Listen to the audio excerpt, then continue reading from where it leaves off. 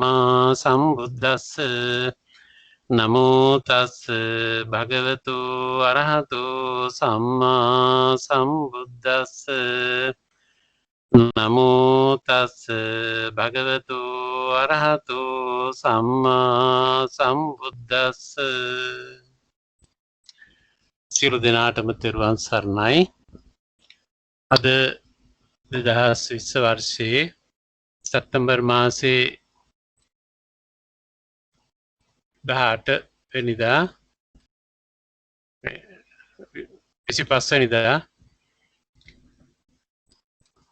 එංගලන්තයේ තේම්ස් විහාරස්ථානයේදී සෑම සිකුරාදා දිනකම පවත්වන සූත්‍ර දේශනා පන්තිය අදාළ සාකච්ඡාව පවත්වන්න සූදානම් වෙන්නේ. අපි පහුගිය සතියේ සාකච්ඡා කළා කීටාගිරි සූත්‍රය. එහිදී බුදුරජාණන් වහන්සේ කාසි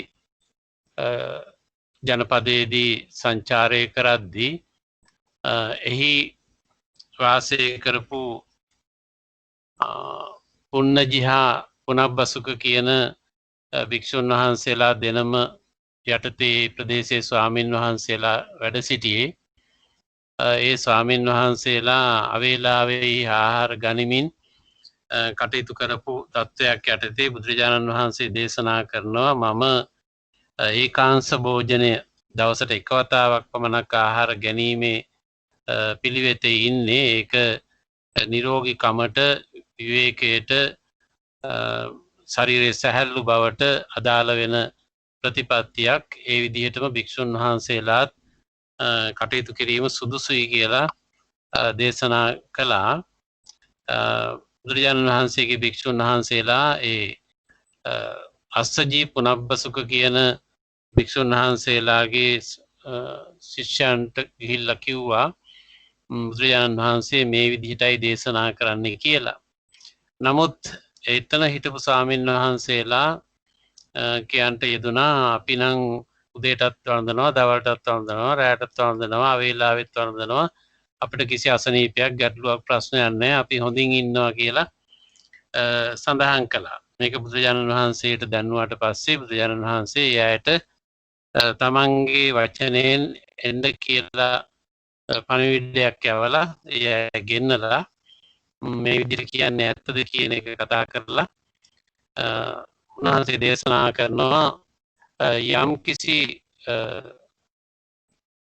සුඛයක් ඇති වෙද්දී ඒ සුඛය නිසා අකුසලයන් වැඩෙනවා නම්, කුසලයන් අඩු වෙනවා නම්, පිරිහෙනවා නම් එවැනි දෙයක් මම කියන්නේ නැහැ කියන එකත්, ඊළඟට යම් කිසි දුක් වේදනාවක් සම්බන්ධයෙන් අකුසලයක් වැඩෙනවා නම්, කුසලයේ යටපත් වෙනවා නම් ඒ බඳු ක්‍රමයක් මම අනුමත කරන්නේ නැහැ. යම් අදුක්කම සුඛ වේදනාවක් සම්බන්ධයෙන් අකුසලයන් වැඩෙනවා නම්, කුසලයන් යටපත් වෙනවා නම් ඒ බඳු කරුණක් ප්‍රතිපත්තියක් පිළිබඳව මම දේශනා කරන්නේ නැහැ.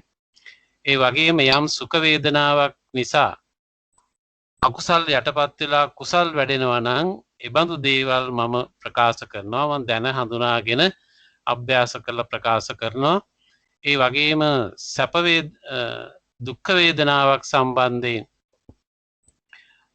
නිසා, දුක් වේදනාවක් නිසා අකුසල් යටපත් වෙලා කුසල් වැඩෙනවා නම් ඒ බඳු දේවලුත් මම දේශනා කරනවා, අනුමත කරනවා. යම් අදුක්කම සුඛ වේදනාවක් නිසා අකුසල් යටපත් වෙනවා නම් කුසල් වැඩෙනවා නම් ඒ බඳු ප්‍රතිපත්ති හා ධර්මයනුත් මම දේශනා කරනවා කියන එක විවිධාකාරයෙන් පැහැදිලි කළමින් බුදුරජාණන් වහන්සේ දේශනා කළා. මේ කරුණ ටික තමයි අපි මීට පෙර සාකච්ඡා කළේ කීටාගිරි සූත්‍රය සම්බන්ධයෙන්. ඊට පස්සේ උන්වහන්සේ දේශනා කරනවා සෑම කෙනෙක්ම මේ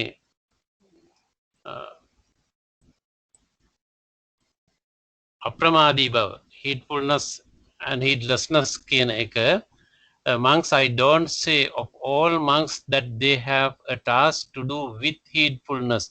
හැම භික්ෂුවකටම අප්‍රමාදී බවෙන් heedfulness එකෙන් ඉන්න ඕන කියලා මම කියන්නේ නැහැ. ඒ වගේම no do I say of all monks that they have no task to do with heedfulness. ඒ වගේම සියලුම දෙනාට මේ අප්‍රමාදී බවෙන් වැඩ කිරීමෙන් ප්‍රයෝජනයක් වෙන්නේ නැහැ කියලා මම කියන්නේත් නැහැ. ඒ කියන්නේ සමහර කෙනෙකුට heedfulness එක අවශ්‍ය නැහැ. සමහර බොහෝ දෙනාට heedfulness එක ඕන වෙනවා කියන එකයි අදහස් කළේ. ඒ අනුව උන්වහන්සේ මේ පැහැදිලි කළේ රහතන් වහන්සේලාට heedfulness කියන එකේ විශේෂ අවශ්‍යතාවයක් නැහැ. උන්වහන්සේලා කතකිච්චයි සියල්ල කරලා තියෙන්නේ. Who they have reached fulfillment, done the task, laid down the burden, attained to the true goal, totally destroyed the fetters of becoming. කියන අන්න ඒ අයට ඒ බර බහත් ලැබූ අයට මේ heedfulness එක අවශ්‍ය නැහැ. ඒගොල්ලෝ මේ වෙන විටත් ඒ තත්ත්වයට පත් වෙලා තියෙන්නේ. නමුත් අනික් සියලු දෙනාටම මේ අප්‍රමාදී බව, සති සම්ප්‍රඥ බව, සිහි කටයුතු බව තියෙනට ඕනෑ කියන කාරණයයි අපි එදා සාකච්ඡා කළේ. එහෙම සාකච්ඡා කරලා ඊට පස්සේ බුදුරජාණන් වහන්සේ දේශනා කළා මේ ලෝකේ පුද්ගලයෝ 7 දෙනෙක් ඉන්නවා කියලා. මේ 7 දෙනා පිළිබඳවයි අපි සාකච්ඡා කරමින් හිටියේ. අපිට ඒක අවසන් කරන්න බැරි වුණා. ඒ 7 දෙනා කවුද කියන එක තමයි සාකච්ඡා කළේ. ඒකෙන් අපි දෙන්නෙක් එදා කතා කළා. නමුත් මම නැවත කල්පනා කළා ඒ 7 දෙනා ගැනම අද කතා කරන්න ඕනේ, කතා කරන සුදුසුයි කියලා. ඒ අනුව මෙතන මේ ස්ක්‍රීන් එකේ තියෙන තැන ඉඳන් monks, there are these 7 individuals to be found in the world. Which 7? One released both ways. One released through discernment and bodily witness. One attained to view. One released through conviction. Dhamma follower and conviction follower. මේ අනුව පුද්ගලයෝ 7 දෙනෙක් බුදුරජාණන් වහන්සේ දේශනා කරනවා. ඒ අනුව one release both ways. උබතෝ භාග විමුක්ත කියන පුද්ගලයා one release both ways කියලා හඳුන්වන්නේ. ඔබ මේ 7 දෙනා පිළිබඳව යම් සටහනක් තියාගන්න කැමති නම් කෙටියෙන් යමක් තියාගත්තට කමක් නැහැ. මේ ඉගැන්වීම මේ දේශනාව හරි වැදගත්. තමන් අයිති වෙන්නේ කොතෙන්ද කියන එකත් අපිට හොයාගන්න පුළුවන්. මේ මග ප්‍රතිපදාව නිවැරදි කර ගැනීම සම්බන්ධයෙන් තමන් අනුගමනය කරන ප්‍රතිපදාව කෙබඳුද, තමන් එහි කොතන කවර පියවරේ කවර තැනකද ඉන්නේ කියන එක මතක් කරගන්න, හඳුනා ගන්න, තේරුම් ගන්න ගැළපෙන සූත්‍ර දේශනාවක් මෙතන තියෙන්නේ. ඒ නිසා අපි ඒක ඉතාමත්ම සරල විදිහට ලිහිල්ව තේරුම් ගන්න උත්සාහ කරන එක හොඳයි. ගැඹුරු කාරණයක්. නමුත් අපි ඒක හිමින් සැරේ තන්පත්ව කලබල නැතුව තේරුම් ගන්න උත්සාහ කිරීම වටිනවා. ඒ අනුව මේ පුද්ගලයෝ 7 දෙනා, පළවෙනි එක්කෙනා උබතෝ භාග විමුක්ත, one release both ways. උබතෝ භාග විමුක්ත. ඒ කියන්නේ දෙආකාරයෙන්ම විමුක්තියට ළඟා වුණු, විමුක්තිය ලබාගත්, සත්‍ය සාක්ෂාත් කරපු, අවබෝධ කරගත්ත කියන අර්ථය තමයි උබතෝ භාග විමුක්ත කියලා සඳහන් වෙන්නේ. අපි ඉදිරියේදී සාකච්ඡා කරනවා. one release through discernment. එයා ධර්මයේ හඳුන්වන්නේ පාලියෙන් පඤ්ඤා විමුක්ත කියලා. and bodily witness. එතනත් හඳුන්වනවා කාය සක්ඛී කියලා. one attain to view. එයා දිට්ඨිපත්ත කියලා හෝ දිට්ඨපත්ත කියන වචනයෙන් තමයි හඳුන්වන්නේ. one attain to view කියන තැනත්තා. one release through conviction. ඒ තැනත්තා සද්ධා විමුක්ත තැනත්තා. and ධම්ම follower. එයාට කියනවා ධම්මානුසාරී කියලා.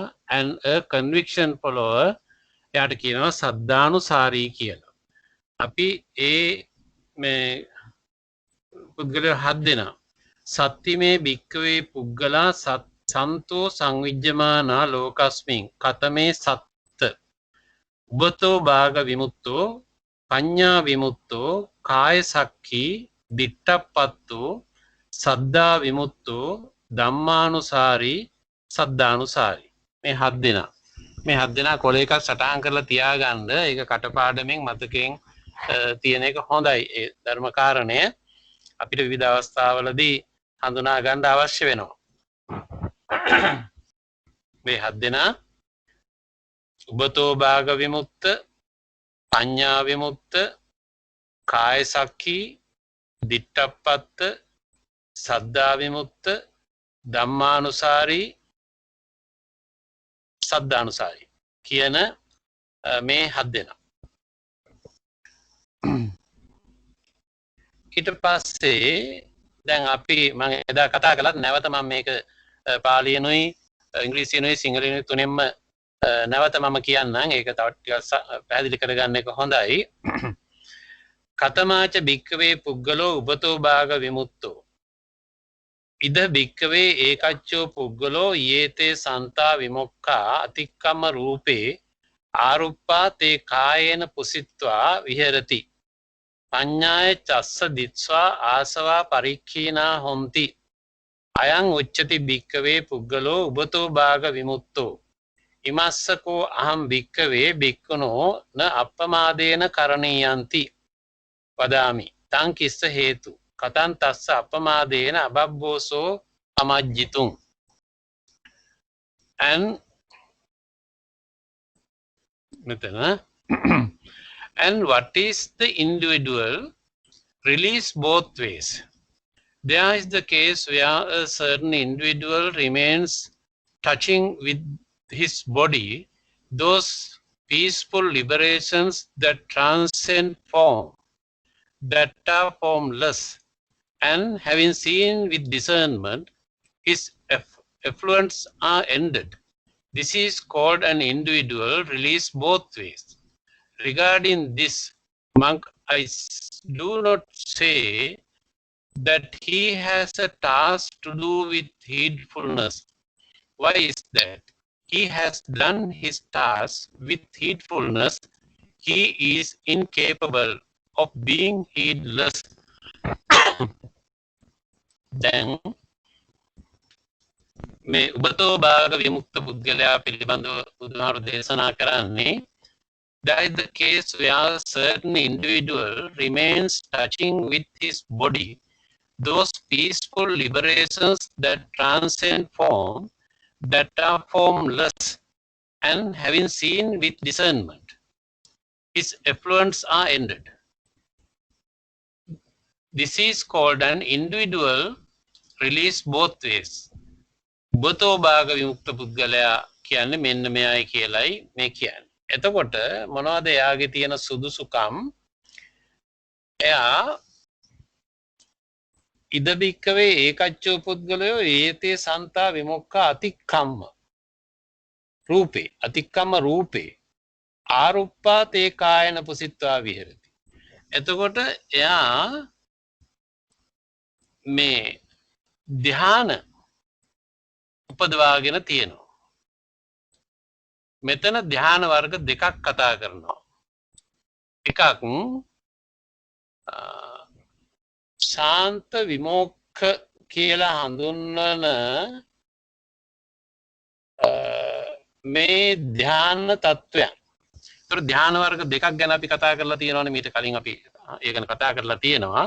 රූපාවචර ධ්‍යාන හා අරූපාවචර ධ්‍යාන කියලා. එතකොට යම් කිසි කෙනෙකු ප්‍රථම ධානයේ, ဒုတိ ය ධානයේ, තෘතීය ධානයේ, චතුර්ථ ධානයේ කියන ක්‍රමයට හෝ සමහර වර්ගීකරණයකට අනුව පංචම ධානයේ දක්වා වෙන විදිහට මේ ධාන හතර හෝ පහ. එතකොට එතෙන්දී හතර පහ බවට පත් වෙන්නේ ධානයේ එක්තරා තැනකදී ඒ කියන්නේ ප්‍රථම ධානයේදී දෙවෙනි ධානයට පත්වීමේදී ඒ තැනත්තා initial application නා sustain application කියන මේ දෙකේදී ඒ තැනත්තා එකවර initial application එක වතාවකදී අවසන් කරනවා sustain application එක දෙවෙනි වතාවේදී දෙවෙනි ධානයේදී ඉවත් කරනවා කියන අර්ථයට ගත්තොත් ධ්‍යාන පහක් හැටියට ගන්නවා. ඒතර විතක්ක ਵਿਚාර කියන දෙකම ප්‍රථම ධ්‍යානයේදී අයින් වෙනවා කියලා සැලකුවොත් එසේ සැලකීමේදී ධ්‍යාන හතරක් වෙනවා. විතක්ක ਵਿਚාර දෙක අවස්ථා දෙකකදී ඉවත් වෙනවා කියන අර්ථය ගත්තොත් එතෙන්දී ධ්‍යාන පහක් හැටියට සැලකෙනවා. එතනයි මේ ධ්‍යාන හතර හා පහ බවට පත් වෙන්නේ. එතකොට මේ විග්‍රහයන්හිදී කියවෙන දෙයක් අපි මේක පොඩ්ඩක් තේරුම් අරගෙන ඉස්සරහට යන්න ඕනේ. මේ ධ්‍යාන හතර කියන එක ධ්‍යාන හතර හෝ පහ මම හතර කියලා හඳුන්වන්නම්. ධ්‍යාන පහ වශයෙන් ගත්තත් ඒකයි, හතර වශයෙන් ගත්තත් ඒකයි. මේ ධ්‍යාන හතර අනිවාර්යෙන්ම මේ හැම කෙනෙක්ම ලබලා තිබිය යුතුයි කියන අර්ථයක් අපි හිතේ තියාගන්න ඕනේ. එතකොට මේ ධ්‍යාන හතර ප්‍රථම ධ්‍යාන, ද්විතීය ධ්‍යාන, තෘතීය ධ්‍යාන, චතුර්ථ ධ්‍යාන කියන ධ්‍යාන හතර ලැබීම එක තත්ත්වයක්. ඒවට කියනවා රූප ධ්‍යාන කියලා. ඒවා ඉක්මවා ගිහිල්ලා ආකාසානංචායතනේ, විඥානංචායතනේ, ආකින්චඤ්ඤායතනේ, නේව සංඥා, නා සංඥායතනේ කියන හතර ෆෝම්ලස් අරූප ධ්‍යානය. එතකොට යම් කිසි කෙනෙක් මේ විමුක්ති මාර්ගයේදී මේ අරූප ධ්‍යාන ලබාගෙන තියනවාද නැද්ද කියන එක විශේෂ කාරණයක්. එතකොට ධ්‍යාන හතර සහ ෆෝම්ලස් මේ රූපාවචර ධ්‍යාන හතර හා අරූපාවචර ධ්‍යාන හතර කියන මේ අටම ලබාගෙන ඒතනත්තා ධර්මයත් අවබෝධ කරගත්තා නම් having seen with discernment නම් එතකොට ඒ ධ්‍යාන අට peaceful liberations that transcend form එතකොට රූපාවචර ධ්‍යාන ඉක්මවලා රූපාවචර ධ්‍යාන ඉක්මවලා මෙතන තියෙනවා ඒකච්චෝ පුද්ගලයෝ යේතේ සන්තා විමුක්ඛෝ සාන්තයයි විමෝක්ෂයයි කියන ලද අතික්කම රූපේ. ඒ කියන්නේ රූපය අතික්කම කරලා ට්‍රාන්සෙන්ඩ්. අතික්කම කියන්නේ ට්‍රාන්සෙන්ඩ්. එතකොට රූපාවචර ධ්‍යාන අතික්කම රූපාවචර ධ්‍යාන අතික්‍රමණය කරලා ට්‍රාන්සෙන්ඩ් කරලා ආරුප්පා කියලා කියන දේ නතර අරූපාවචර that are formless කියන එක. එතකොට ඒ හතරත් තේ කායේන පුසිත්වා විහෙරති. එතකොට කයින් අත්දැකලා මේක දැකලා අවබෝධ කරගෙන හඳුනාගෙන අභ්‍යාස කරන කියන අර්ථයයි පුසිත්වා කියන අර්ථයෙන් එන්නේ. පස්සිත්වා කියලා සමහර මේ ඒවා සූත්‍ර වල සඳහන් වෙන්න පුළුවන්. පුසිත්වා පස්සිත්වා කියලා. දැකලා තේරුම් අරගෙන වටහාගෙන අභ්‍යාස කරලා කියන එකයි අර්ථය. එහෙම ලබාගෙන විහෙරති වාසය කරනවා. එතකොට මේ තැනත්තා ධ්‍යාන හතරයි අරූප ධ්‍යාන හතරයි කියන මේ අටම ලබාගෙන තියෙනවා. එහෙම ලබාගෙන පඤ්ඤාය චස්ස දිස්වා ආසවා පරික්ඛීනා හොಂತಿ. එතකොට ඒ එක්කෙනා having seen with discernment. එතකොට මේ ප්‍රඥාවෙන් අවබෝධය ලබාගෙන ප්‍රඥාවබෝධයෙන් යුක්තව his effluents are ended. එතකොට ආශ්‍රවයන් නිමා කරලා තියෙනවා. ආශ්‍රවයන් අවසන් කරලා තියෙනවා. එතකොට එහෙම තත්වයට පත්වෙච්ච එක්කෙනා තමයි අපි උබතෝ භාග දෙආකාරයෙන්ම විමුක්තියට පත්වෙච්ච කෙනා කියලා සලකන්නේ. This is called an individual release both ways. එතකොට මොකද්ද මේ මාර්ග දෙක? ධ්‍යාන මාර්ගයයි ධර්මය අවබෝධ කර ගැනීමයි කියන ප්‍රඥාවෙන් ධර්මය අවබෝධ කර ගැනීමයි කියන දෙක තමයි මේ ආකාර දෙක. එතකොට මෙතෙන්දී විශේෂයක් වෙනවා මේ අරූප ධ්‍යාන ලබාගෙන තිබීම තමයි මෙතන විශේෂ වෙන්නේ මේ බොඩ්ලි විට්නස් එකක්. එහෙම නැත්නම් එයා මේ ශරීරය ඇසුරු කරගෙන මනස හික්මවීම තුලින් මනස අභ්‍යාස කිරීම තුලින් මේ ශාන්ත විමෝක්ෂයකට පත්වීම කියන తত্ত্বය කියන අර්ථයෙන් ගන්න මේ රූප අරූප ධ්‍යාන. මෙතෙන්දී මේ රූප ධ්‍යාන කියන ඒවා අනිවාර්යයෙන්ම මේ මාර්ගයේදී තියෙන්න ඕනේ කියන අදහස තියෙනවා මෙතන. ඊළඟ ඒවත් අපි බලද්දී ඒක පුළුවන් මේ හඳුනා ගන්න. ඒ කියන්නේ දැන් ධ්‍යානයක් කියන්නේ මොකක්ද කියන එකත් පොඩ්ඩක් වචනයක් දෙකක් මේ ගැන කියලා ගියොත් හොඳයි කියලා මට හිතෙන්නේ. අපි මීට කලින් කතා කළා මොකද මේ සිද්ධිය හොඳ සාවධානව තේරුම් ගන්න මේක හරි වැදගත් කාරණයක් මේක. නැත්තම් යම් පැටලවිලි ඇති වෙන්න පුළුවන් සිත්වල මේ දුරවබෝධ තත්ත්වයක් නැති වෙන්න පුළුවන්. ඒ නිසා පරිස්සමෙන් අවදීන් මේ කාරණේ තේරුම් ගන්න උත්සාහ කරන්න. දැන් අපි ධානයක් ගැන කතා කරනකොට කතා කළා ඒකේ ධානාංග පහක් තියෙනවා. විතක්ක විචාර පීති සුඛ ඒකග්ගත කියන මේ ධානාංග පහ සහිත ප්‍රථම ධානය කියලා. එතකොට මේ ධාන අංග පහ මොකක් ඔස්සේද ක්‍රියාත්මක වෙන්නේ? කුසල ආරම්මණයක් ඔස්සේ.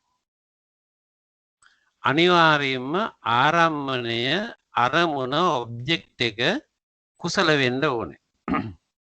එහෙම නැත්නම් එහෙම මිච්ඡා පැත්තට යන්නේ වැරදි පැත්තකට යනවා. ඒ වැරදි පැත්තකට ගියොත් එහෙම සුඛ ඒකග්ගතා එන්නේ නැහැ. දුක්ඛ සුඛ නෙමෙයි. පීති සුඛ එන්නේ නැහැ. දුක්ඛ දෝමනස්ස එන්නේ කියලා මම මීට කලින් සටහන් වලදී පැහැදිලි කරලා තියෙනවා. ඔබට මතක ඇති. ඒ කියන්නේ ධ්‍යාන මාර්ගයේ වැරදුනොත් එහෙම නැත්නම් පුහුදුන් සිතක් ඊ타මාත්ම පහළ මට්ටමේදී ඒක ධර්මයේ පැත්තට යොමු වෙලාම නැත්නම් අතිශය දෝෂ සහිතව පුහුදුන් බව තුල ගැලී ඉන්නවා නම් ඒ තනත්තාගේ සිත ප්‍රීති සුඛ සහිත සිතක් නෙමෙයි දුක්ඛ දෝමනස්ස සහිත සිතක් වෙනවා. ඇයි? අකුසල හැම විටම ඔබ්ජෙක්ට් එක හැටියට අරමුණ හැටියට තෝරා ගන්න නිසා. ඒතර යම් කෙනෙක් කුසල ආරම්මණයක් ඔබ්ජෙක්ට් එක හැටියට කුසල ආරම්මණයක් ගත්තොත් ඒ කුසල ආරම්මණයක් ගැනීම නිසාම ඒ කුසල ආරම්මණයනේ ඒතර තෝරාගත්තේ ඒකනේ විතර්කය. කුසල ආරම්මණය තුලනේ රැඳී ඉන්නේ. එතකොටනේ ਵਿਚාරය වෙන්නේ, සස්ටේන් ඇප්ලිකේෂන් එක වෙන්නේ. එසේ ඉඳීම නිසාම එයාට එනවා ප්‍රීති සුඛ කියන දෙක. ඒ ප්‍රීති සුඛ ඒ තෝරා ගැනීමයි ඒ තෝරා ගැනීම ඔස්සේ සිත යෙදවීමයි ඒ නිසා ඇතිවන ප්‍රීතියයි සුඛයයි කියන මේ හතර ඔස්සේම ඉන්න නිසා එයාගේ ඒකග්ගතාවේ ආරක්ෂා වෙනවා. එතකොට විතක්ක විචාර පීති සුඛ ඒකග්ගතා පහයි. ලක්ෂණ පහයි. එතකොට මේ ලක්ෂණ පහෙන් යුක්ත වීම තමයි ප්‍රථම ධානයේ තියෙන ලක්ෂණ ටික. ලක්ෂණ පහ. එතකොට මේ සඳහා කොච්චර කාලයක් ඕනද කියලා කතාවක් නැහැ. තප්පරය ඇති වෙන්න පුළුවන් සමහර විට. ඒක තප්පරේ ක්ෂණයෙන් මේ සුදුසුකම ලබන්න පුළුවන් කෙනෙක්. ඒතර යම් කිසි කෙනෙක් ඒක ප්‍රියයි හොඳයි කියලා හිතලා තප්පර 2 3ක් තප්පර 5ක් 10ක් විනාඩියක් විනාඩි 2 3ක් විනාඩි 5ක් 10ක් 15ක් ඕම පැය ගාණක් ඉන්නත් පුළුවන් ඒකේ. ඒතර ඒ ධානයේට සමවැදිලා ඉන්නවා කියලා කියන්නේ ඒ ලක්ෂණ පහ ආරක්ෂා කරගෙන එයින් පිට යන්නේ නැතුව ඒ අරමුණ තුලම යම් කිසි කෙනෙක් යම් කාල සීමාවක් රැඳී සිටිනවා නම් එයා ප්‍රථම ධ්‍යාන තමයි හැසිරෙන්නේ. අපි උදාහරණයකට ගමුකෝ. එයා ඒ කුසල ආරම්මණය තුල විනාඩි 10ක් හිටියා කියලා. එතකොට ඒ විනාඩි 10 තුල ඒ තැනැත්තා ඒ කුසලාරම්මණය තුල තමයි රැඳී ඉඳලා තියෙන්නේ. එතකොට ඒ විනාඩි 10 තුල එයාගේ විතර්කය තිබුණා, ਵਿਚාරය තියෙනවා, ප්‍රීතිය තියෙනවා, සුඛය තියෙනවා, ඒකග්ගතාවයේ තියෙනවා. තියෙන්නේ මොකක් මතද? කුසලාරම්මණයක් මත. කුසලාරම්මණය මත රැඳී සිටීම නිසා එයා විනාඩි 10ක් ඒ ප්‍රථම ධානය සිතේ රැඳී ඉඳලා තියෙනවා. සමහර කෙනෙකුගේ මේක තප්පරයක් වෙන්නත් පුළුවන්. සමහර කෙනෙක් තප්පර 2-3ක් වෙන්නත් පුළුවන්. සමහර කෙනෙක් වැඩි කාලයක් වෙන්නත් පුළුවන්. එයාගේ කැමැත්තට අනුව එයා අභ්‍යාස කරන කාලය. මෙතන අපි කියමුකෝ දැන් කුසලාරම්මණයක් කියන්නේ මොකක්ද කියලා අපි මෙහෙම ගමු. මම දැන් අපි ගෙදරක ඉන්න කෙනෙක් කියලා. මම ස්වාමියා හෝ භාර්යාව. මම මගේ ස්වාමියාගේ එහෙම නැත්නම් භාර්යාවගේ සිත රිදවන්නේ නැහැ කියලා අරමුණක් ගත්තා කියමු. ඒතර ඒක තමයි ඔබ්ජෙක්ට් එක. ඒක තමයි අරමුණ. ඒක කුසලයි. මොකද මෛත්‍රී සහගත ආරම්මණයක් කරන් තියෙන්නේ. මගේ ස්වාමියාගේ මගේ භාර්යාවගේ සිත රිදවන්නේ නැහැ. මගේ බැල්මකින්වත් මගේ වචනයකින්වත් මගේ ක්‍රියාකාරකමකින්වත් මගේ තීරණයක් නිසාවත් ස්වාමියාගේ හෝ භාර්යාවගේ සිත රිදවන්නේ නැහැ කියන ඔබ්ජෙක්ට් එක තමයි දැන් අරමුණ තමයි එයා ගත්තේ. දැන් ගත්තාම මේ ඔබ්ජෙක්ට් එකේ තේරුවේ දැන් ඒ අන්න ඒ ඔබ්ජෙක්ට් එක ඒ විදිහට තේරීමට කියනවා විතර්කය කියලා. දැන් ඒක කරන්නේ කොහොමද? ඒක කිරීමේදී මට ආකාර කීපයක් තියෙනවා. මගේ බැල්ම,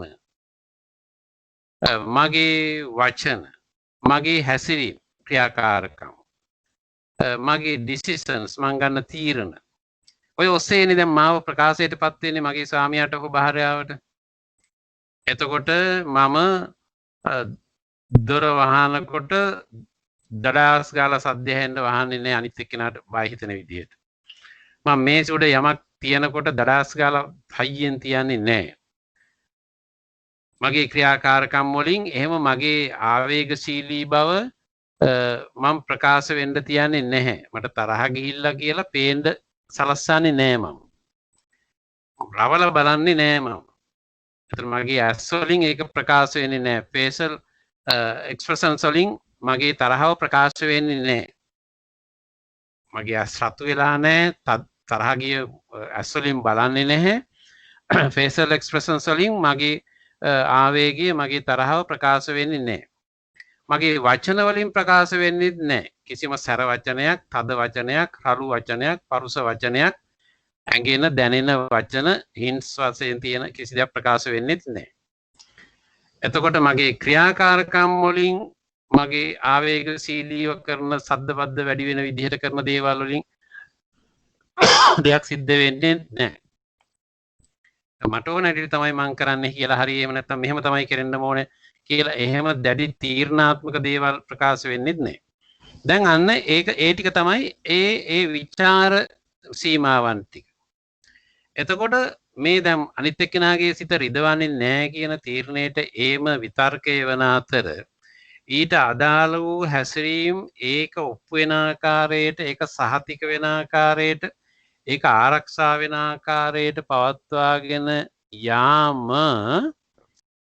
ඒ සීමාව ඒ පවත්වාගෙන යාමේ සීමාව විචාර ශාස්ත්‍රය. විචාර වෙන්නේ එතනින් තමයි. එතකොට ඒ සඳහා ඒක කැඩෙන්න, ඒකට බාධා වෙන්න, ඒකට අඩුපාඩුවක් වෙන්න ඉඩ තියන්නේ නැහැ. විචාර ශාස්ත්‍රය. එතකොට මේ නිසා මගේ හිතේ දැන් තරහක් එන්නේ නැහෙනේ. මගේ හිතේ ආවේගයක් නැහෙනේ. ඒ නිසා ප්‍රීතියක් තියෙනවා. මගේ හිතේ හැම වෙලේම දැන් ගැටුමක් ඇති වෙන්නේ නැහැ, රණ්ඩුවක් ඇති වෙන්නේ නැහැ, අපහසුයක් ඇති වෙන්නේ නැහැ කියන ප්‍රීතිය තියෙනවා. එතකොට ඒ ප්‍රීතිය නිසාම ඒ සුවය අත්විඳිනවා. මට අනිත් එක්කෙනාගේ ආවේගශීලී දේවල් මුකුත් පේන්නේ නැහැ, ඒවා ඇවිස්සෙන බව පේන්නේ නැහැ. අනිත් එක්කෙනා සුවයෙන් ඉන්නවා, පහසුවෙන් ඉන්නවා, විවේකයෙන් ඉන්නවා.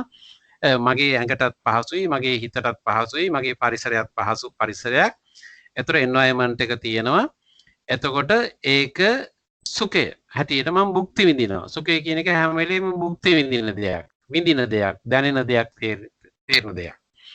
එතකොට ප්‍රීතිය කියන එක හිතටයි අදාළ වෙන්නේ. සුඛය කියන එක ශරීරයත් හිතත් දෙකම භාවිතා වෙලා අභ්‍යාස කරන එකක්, අත්විඳින එකක්. එතකොට මේ කියන ස්වરૂපයන් තුළ මම රැඳී ඉන්නවා. අපි කියමු විනාඩි 10 කියලා. එතකොට මේ ස්වરૂපය තුළ මම විනාඩි 10ක් රැඳී හිටියා. එතකොට මම තේරුවා මේ යහපත් අරමුණ ඔබ්ජෙක්ට් එක හැටියට ඒක විතර්කය ඒ තුළ අදාළ වූ කොන්දේසි තීරණ ප්‍රතිපත්ති වල මම රැඳී ඉන්නවා කියන විචාරශීලී බව මම පවත්වාගෙන යනවා. ඒ නිසා මගේ සිතේ ප්‍රීතියට අදාළ පරිසරය සකස් වෙනවා. ඒ පරිසරයට අදාළව මම සුඛය අත්විඳිනවා. සුඛය භුක්ති විඳිනවා. එතකොට මේ කරුණු හතර තුල මම පවත්වාගෙන යනකොට ඒකේ තියෙන one pointedness එක ඒකග්ගතාවය එහිම රැඳී ඉඳීම කියන ලක්ෂණය මං ආරක්ෂා කරගත්තොත් ඒ විනාඩි 10 තුල මම ප්‍රථම ධ්‍යාන සිතේ රැඳී ඉන්නවා. ඒක තමයි ප්‍රථම ධ්‍යාන සිත. එතකොට ප්‍රථම වැඩිීමේ සිත ප්‍රථම අවස්ථාව. එතකොට ඒක තමයි අපි ඉස්සරහට ගෙනියන්නේ. එතකොට මේ කියන ස්වභාවයේම රැඳී ඉඳීම නිසා ඒ සිත සමාධි වෙනවා. මම මේ අරමුණෙහි මේ ඔබ්ජෙක්ට් එකේ අනිත් එක්කෙනාගේ සිත රිදවන්නේ නැහැ කියන ඔබ්ජෙක්ට් එක තුල මම සහතික වෙනවා. එකඟ වෙනවා. එහිම පිහිටනවා. එහිම ස්ථාවර වෙනවා. එහිම පිහිටීම එහිම ස්ථාවර වීමට කියනවා සමාධි වෙනවා කියලා. ඒතර සමාධි වෙන්නේ මොකද්ද? අරමුණෙහි සිත තමයි සමාධි වෙන්නේ. සිත සමාධි වෙනවනේ. සිත අරමුණෙහි සමාධි වෙනවා. හැබැයි සිත සමාධි වෙනවා කියන එක අපිට ගත්තට එකපාරට තේරෙන්නේ නැහැ. සිත සමාධි වෙන්න ඕනේ අරමුණෙහි. ඒ සිලෙක්ටඩ් ඔබ්ජෙක්ට් එකේ ඒ තෝරාගත් අරමුණ තුල මගේ සිත සමාධි වෙනවා. එකඟ වෙනවා. සහතික වෙනවා. තීරණය වෙනවා. ස්ටේබල් වෙනවා. ශක්තිමත් වෙනවා. පවතිනවා. පිහිටනවා කියන අර්ථයයි. එතකොට ඒ ප්‍රථම ධ්‍යාන සිත කියන්නේ ප්‍රථම වරට සමාධි වෙච්ච සිත, එකඟ වෙච්ච සිත. එතකොට මෙබඳු කුසල තෝරා ගැනීම ඔබ්ජෙක්ට්ස් දැකන්නේ අපි තේරුවේ තවත් එකක් තෝරනවා, තවත් එකක් තෝරනවා, තවත් එකක් තෝරනවා, තවත් එකක් තෝරනවා. ඔය විදිහට අපි මේ කුසල ඔබ්ජෙක්ට්ස් ප්‍රමාණය එන්න වැඩි කරනවා නම් අපි කියමු දැන් විනාඩි 10ක් නේ හිටියේ. තව ඔබ්ජෙක්ට් එකක් අරගෙන ඒකෙත් අර විදිහටම විනාඩි 10ක් හිටියා. තව ඔබ්ජෙක්ට් එකක් අරගෙන ඒකෙත් ඒ විදිහටම විනාඩි 10ක් හිටියා. තව ඔබ්ජෙක්ට් එකක් ආවහම ඒකෙත් විනාඩි 10ම කියලා මේ සීමාවක් නිශ්චිතව කියනවා නෙමෙයි. යම් කාල සීමාවක් හිටිනවා. යම් හිටිනවා 10ක් හෝ 5ක් හෝ 2ක් 3ක් හෝ කීයක් හරි. දැන් එයා ඒ පැය තුලම විනාඩි 60ක් තුලම මේ බඳු කුසලාරම්මන 6ක් හෝ 7-8ක් හෝ කීපයක් හරි ඔස්සේ ඒ මුළු පැය තුලම එයා හිටියානම් අන්න එයාගේ සිත මේ සමාධි ගුණය සහිත සිතක් හැටියට මේ මුළු කාලය තුලදී ක්‍රියාත්මක වෙලා තියෙනවා. එතකොට සමාධි සිතක්. දැන් මෙන්න මේ සමාධි වීම අත්‍යවශ්‍යයි. ඒ සමාධි වීමේ ගුණය සහිතව දැන් ප්‍රථම ධ්‍යාන මම ඊට කලින් මගේ වැඩසටහන් වලදී කතා කරලා තියෙනවා මේක. මේ සමාධි සිතක් සමාධි වෙන්නේ කොහොමද? අරමුණක් ඔස්සේ සිතක් සමාධි වෙන්නේ කොහොමද කියන එක සාකච්ඡා කරලා කියලා තියෙනවා. මම හිතන්නේ මේ හැම කෙනෙක් මේක සම්බන්ධ වෙලා තියෙනවා, අහලා තියෙනවා. එතකොට ඒ විදිහට යන පුද්ගලෙක් එහෙම ගිහිල්ලා චතුර්ථ ධ්‍යානයේදී හෝ පංචම ධ්‍යානයේදී එනවා ඒ සිත උපේක්ඛා ඒකග්ගතා කියලා තත්වයකට. එහෙම යන සිත සතරවෙනි ධ්‍යානය හෝ පංචම ධ්‍යානයේ අවසානයේදී එන තත්වය තමයි උපේක්ඛා ඒකග්ගතාව කියලා කියන්නේ. මේ උපේක්ඛා ඒකග්ගතාවයට ආපු කෙනාට දෙආකාරයකට හැසිරෙන්න පුළුවන්. එකක් තමයි එයාට පුළුවන් කැමතිනම් ආකාසානං ඡායතනේ වඩන්න. ආකාසානං ඡායතනේ වැඩිම සඳහා අර හතරවෙනි හෝ පස්වෙනි ධානයේ ආපු උපේක්ඛාව කියන එක තියෙන්න ඕනේ. ඒ උපේක්ඛාව ආවහමයි උපේක්ෂාවේදී තමයි Tamanට ඒක අදාළ නෑ කියන තීරණයට එන්න පුළුවන් වෙන්නේ. ඒක මට ඕනේ නෑ, ඒක මට අදාළ නැහැ, ඒකත් එක්ක තවදුරටත් මගේ ගනුදෙනුවක් නැහැ, පැවැත්මක් නැහැ, ක්‍රියාකාරීත්වයක් අන්තර් ක්‍රියාකාරීත්වයක් නැහැ කියන එකඟතාවයට එන්නේ ඉක්විනිමිටි උපේක්ඛාවේ. ඒතර ඉක්විනිමිටි එකට ආවයින් පස්සේ තමයි කෙනෙකුට යන්න පුළුවන් වෙන්නේ ආකාසානං ඡායතනෙට. ඊළඟට තියෙන විඥානං ඡායතනය ආදී අරූප තලයන්ට යන්න පුළුවන් වෙන්නේ ඒක. එතකොට කෙනෙකුට ඒ පැත්තට යන්නත් පුළුවන්. දැන් බුදුරජාණන් වහන්සේ පහළ වෙන්න ඉස්සෙල්ලා හිටපු විවිධ ඍෂිවරු, ඉන්දියාවේ හිටපු නොඑක් විදිහේ ගුරුවරු, ඔය ආලාර කාලාම, උද්දකරාම වගේ ඒ අය ඒ බඳු ධ්‍යාන උපදවාගෙන හිටපු අය. බෝධිසත්වයන් වහන්සේ ඒ අය ළඟදී ඒ ධ්‍යාන උපදවා ගැනීම අභ්‍යාස කළානේ. එතකොට ඒ පැත්තට යන්න පුළුවන්. දැන් බුදුහාඳුරන්ට පෙර හිටපු සියලු දෙනා ඒ පැත්තට තමයි ගියේ. ඒ ධ්‍යාන මාර්ග ඔස්සේ ගියේ. ඒක සාන්ත විමෝක්ඛ කියලා කියන වචන වලින් හඳුන්වන ධ්‍යාන මාර්ග තමයි. ඒවා ඉන්නකොට ලොකු සනසීමක්, සුවයක්, පහසුවක් ලැබෙනවා. Tamanට කිසි බරක් නැහැ, කිසි අපහසුයක් නැහැ, සැහැල්ලුවක්, විවේකයක්, නිදහස් බවකුයි ලැබෙන්නේ. ඇයි? අර තියෙන බරවල් ඔක්කොම අයින් වෙනවානේ. අර ධ්‍යාන මට්ටම් වලදී අපි කරපු කුසලාරම්මන ඔස්සේ යෑම නිසා ඇතිවෙච්ච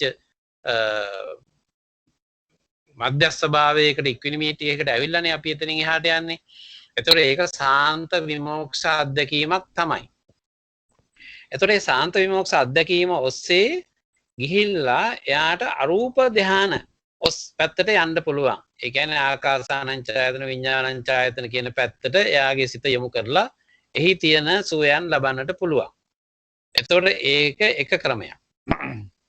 අනික් ක්‍රමය තමයි ඒ සතරවන හෝ පස්වන ධ්‍යානයෙන් ලබාගත් උපේක්ෂාව, ඉක්විනිමිටි එක ඇසුරු කරගෙන එයාට ධර්මය ඔස්සේ සිත යොදවන්නත් පුළුවන්.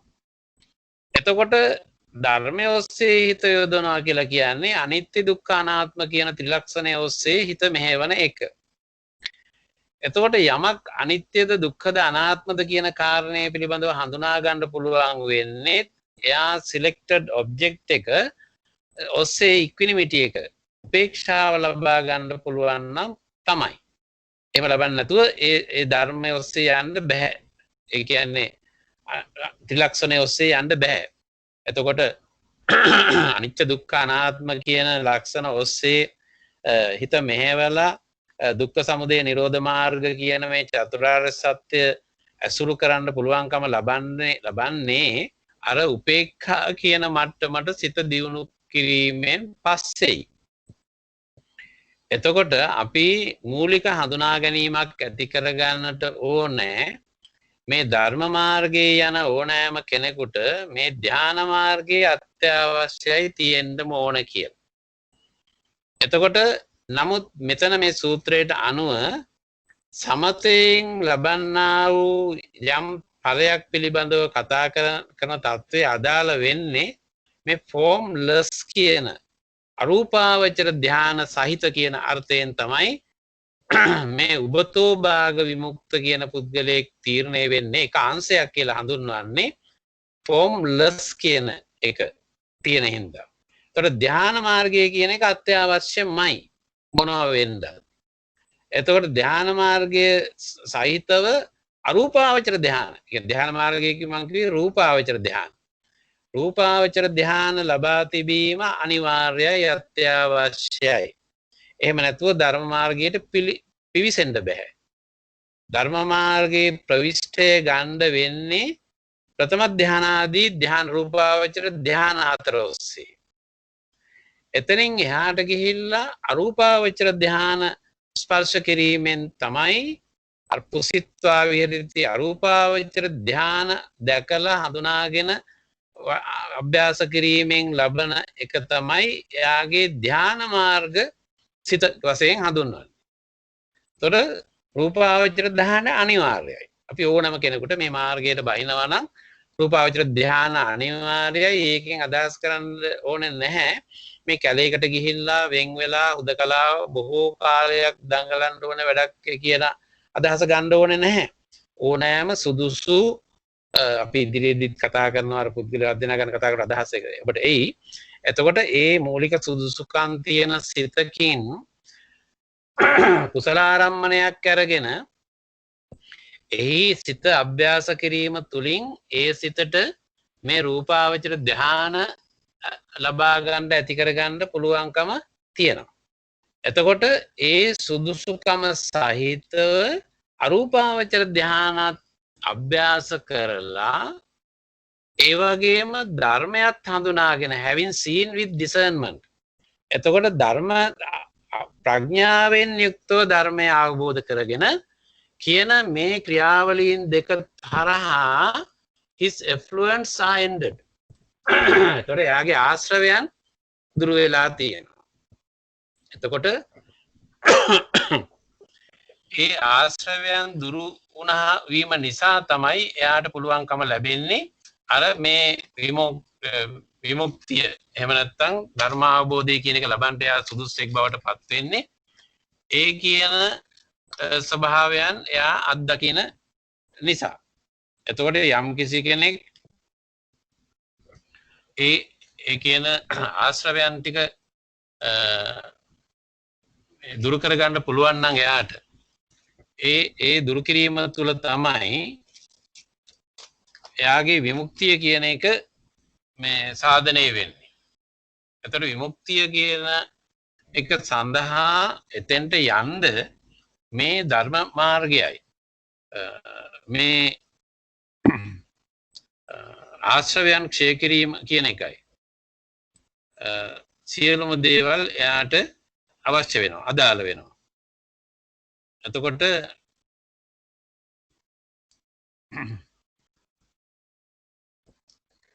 මේ බඳු විවිධ ආශ්‍රවයන් අපි අහලා තියෙන දිට්ඨාසව භවාසව කාමාසව අවිජ්ජාසව කියන මේ ආශ්‍රවයන් සියල්ල දුරු කිරීම තුළින් තමයි ඒ තත්වයට එන්න පුළුවන්කම ලැබෙන්නේ. එතකොට ඒ කියන තත්වයන් සඳහා අදාළ වෙන මූලික සුදුසුකම තමයි මේ කිව්ව ධ්‍යාන මාර්ග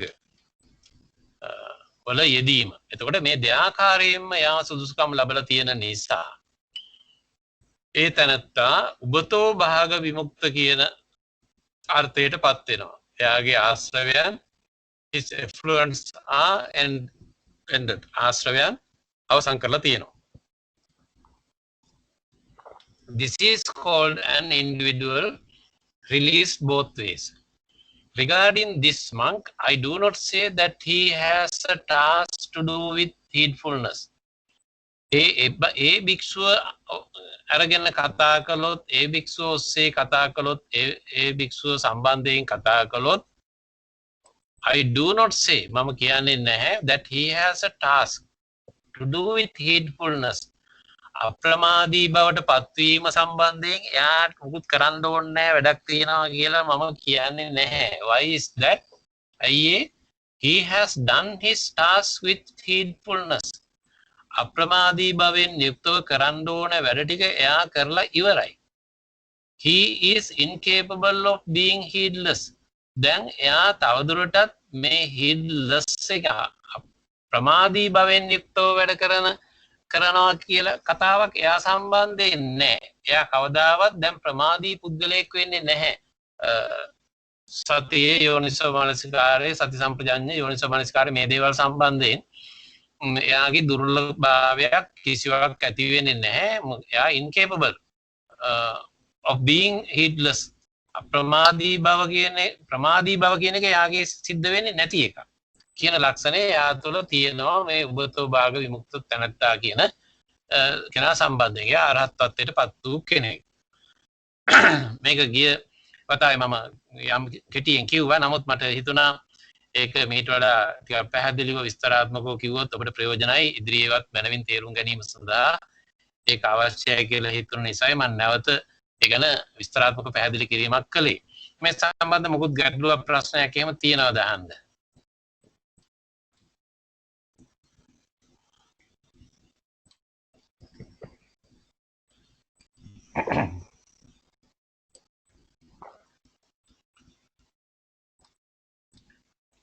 හොඳයි. ඒක පැහැදිලිනේ නේ.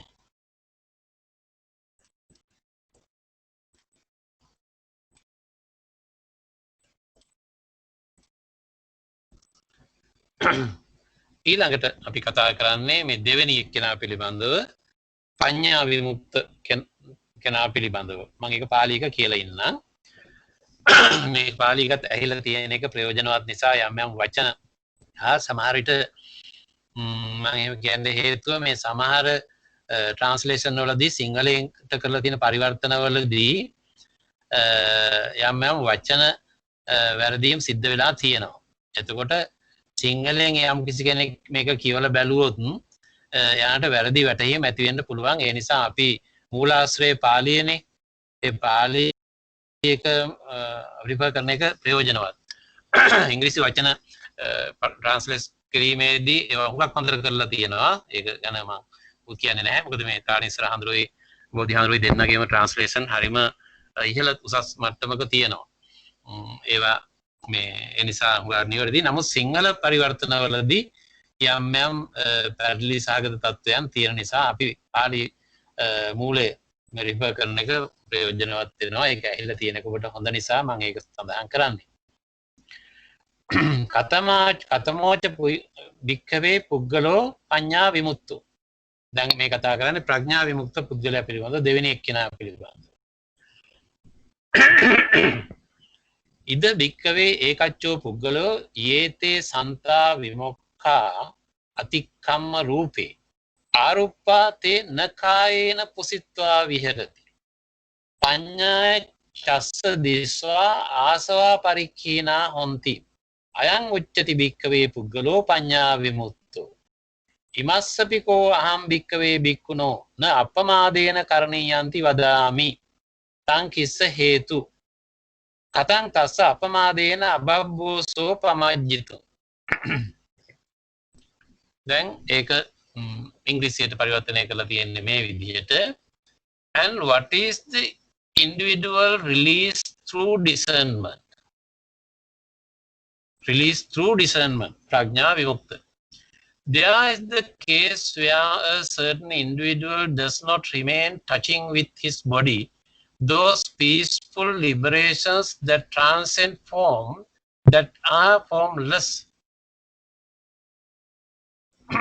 But having seen with discernment, his effluents are ended. This is called an individual who is released through discernment. Regarding this monk, I do not say that he has a task to do with heedfulness. Why is that? He has done his task with heedfulness. He is incapable of being heedless.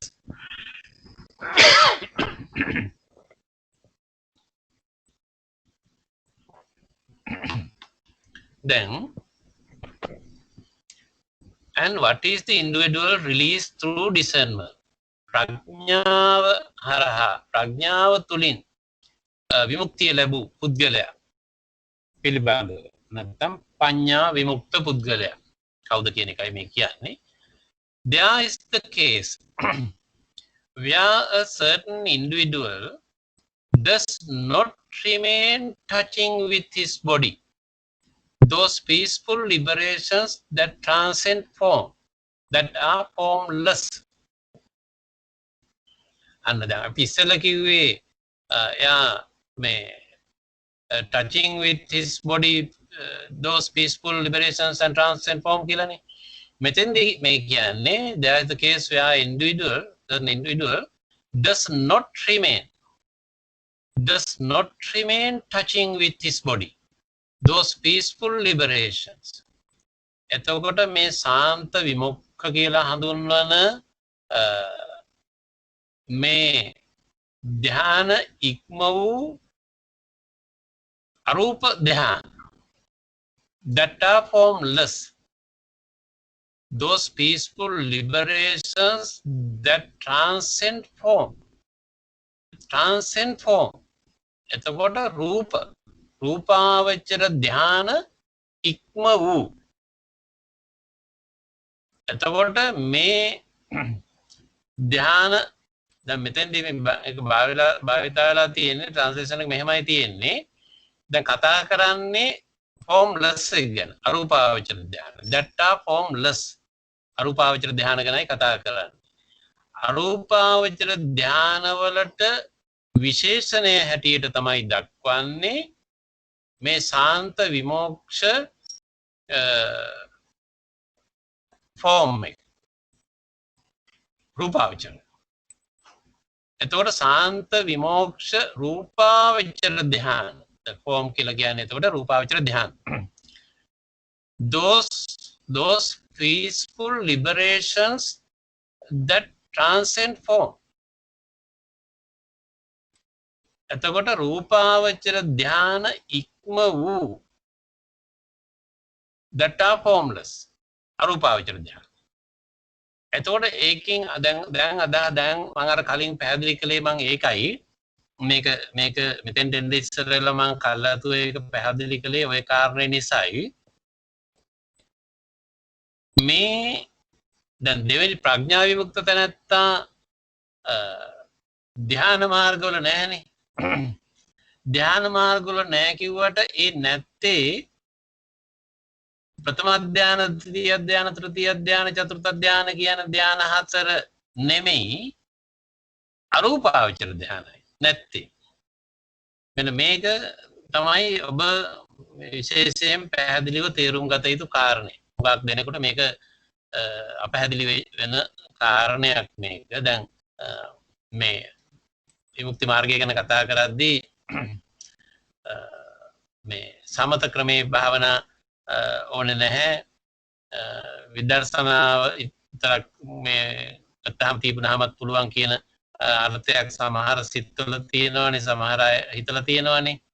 එතකොට ඒ අය හිතන්න පුළුවන් මේ සමත භාවනාවක් අවශ්‍ය නැහැ, විදර්ශනාවෙන් පමණක් මේක පුළුවන් කියලා.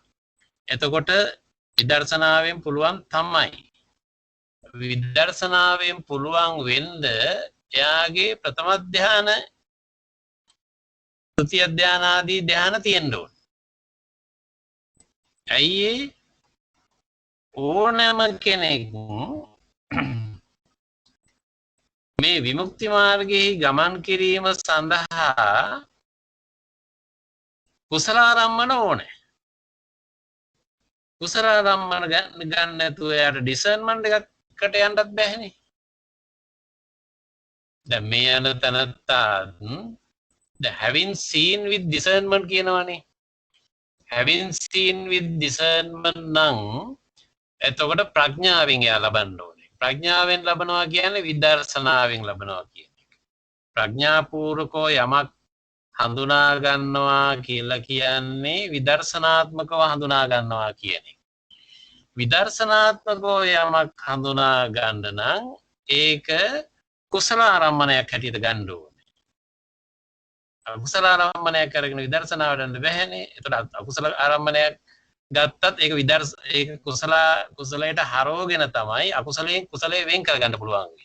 අකුසලයේ මොකද්ද කියලා තේරුම් අරගෙන කුසලයේ මොකද්ද කියලා තේරුම් අරගෙන අකුසලයෙන් කුසලයේ වෙන් කර ගැනීමේ ක්‍රමය දේ කරන්න පුළුවන් වෙන්නේ. එසේ කිරීම විදර්ශනාවක්.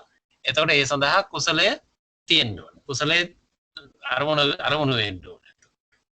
ඒතර කුසලයේ අරමුණු වීම සිද්ධ වෙනවා අනිවාර්යයෙන්ම සමත භාවනාවක්. මොකද්ද? ධ්‍යාන භාවනාවක්. ධ්‍යානෙ. එතකොට ධ්‍යානය කියන එක මම කලිනුත් කිව්වා, ධ්‍යානය කියන එක 아무තු එකක් නෙමෙයි.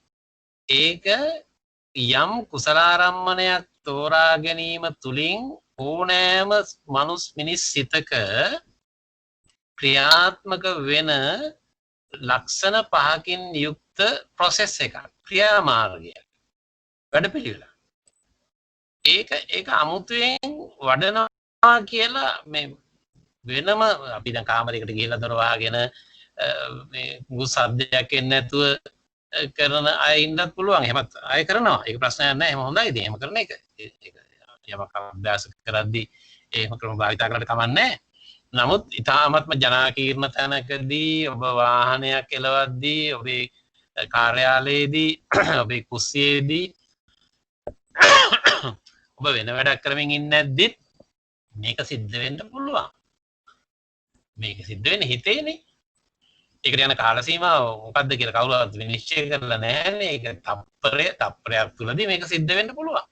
තප්පරයකදී ඔබේ සිත ධානයගත වෙන්න පුළුවන්. ඒක තප්පරයක්ද දෙකක්ද තුනක්ද හතරක්ද පහක්ද හයක්ද කර කියන එක වෙනම වැඩක්. ඒ තප්පරයෙන් ධානයගත වෙච්ච දේ තප්පර දෙකක් තුනක් හතරක් පහක් හයක් හතක් අටක් ගිහිලා විනාඩියක් දෙක තුනක් හතරක් පහක් කරගන්න එක ඒ පුද්ගලයා අපි එතකොට කියනවා එයාට යෝගාවචරයා කියලා. යෝගියා කියලා. එහෙම නැත්නම් යෝගාවචරයා. ධාන වඩන්නා කියලා ඒතර හඳුන්වන්නේ එතකොට. ධානයේ සිටී ඇති වෙන්න පුළුවන් ඕන කෙනෙක්ගේ. ධානයේ ක්ෂණයයි. කෙනෙක් ඇවිල්ලා යන්න පුළුවන්. ඒක ඔස්සේ සිත වඩනකොට එතකොට එයා ධාන කරන කෙනෙක්, ධාන වඩන කෙනෙක්, සිත මෙහෙවන කෙනෙක්, යෝගාවචරයෙක් බවට පත් වෙන්නේ එතකොට. ඒ සඳහා එයා කැමති ඉරියව්වක මේ ආවල් ඉරියව්ව කියලා එකක් නෑ. අර එළමිනිය ගොතාගෙන විරාසනේ පద్මාසනෙන් ඉන්න එක වඩා හොඳයි. එසේ ඉඳීම අර ඒ සිත මෙහෙවීමේ ක්‍රියාවලියේදී ප්‍රශස්තතම ආසන ඉරියව්ව හැටියට ඉන්දියානු යෝග දර්ශනයේත් බෞද්ධ දර්ශනයේදීත් හඳුන්වන දේවල්. ඒක නිසා එසේ වීම හොඳයි. නමුත් ඉරියව්ව කෝකද කියන එක ප්‍රශ්නයක් නැහැ. ඔබේ ඇඳේ ඔළුව තියා කොට්ටේට ඔළුව තියාගෙන ඇඳේ නිදාගෙන ඉන්න මොහොතක වගේ සිද්ධ වෙන්නත් පුළුවන්. ඉඳගෙන ඉන්න වෙලාවක වෙන්නත් පුළුවන්. හිටගෙන ඉන්න වෙලාවක වෙන්නත් පුළුවන්. එතකොට ඒ සඳහා අහවල් ඉරියව්ව කියලා එකක් නැහැ. ආනන්ද හඳුරු සතර ඉරියව්වෙන් තොරව රහත් උනේ. ඒ නිසා අපට ඕන ඉරියව්වකින් ධානයක් වඩන්න බැරි කමක් නැහැනේ. ඒ නිසා ඉරියව්ව මොකද්ද?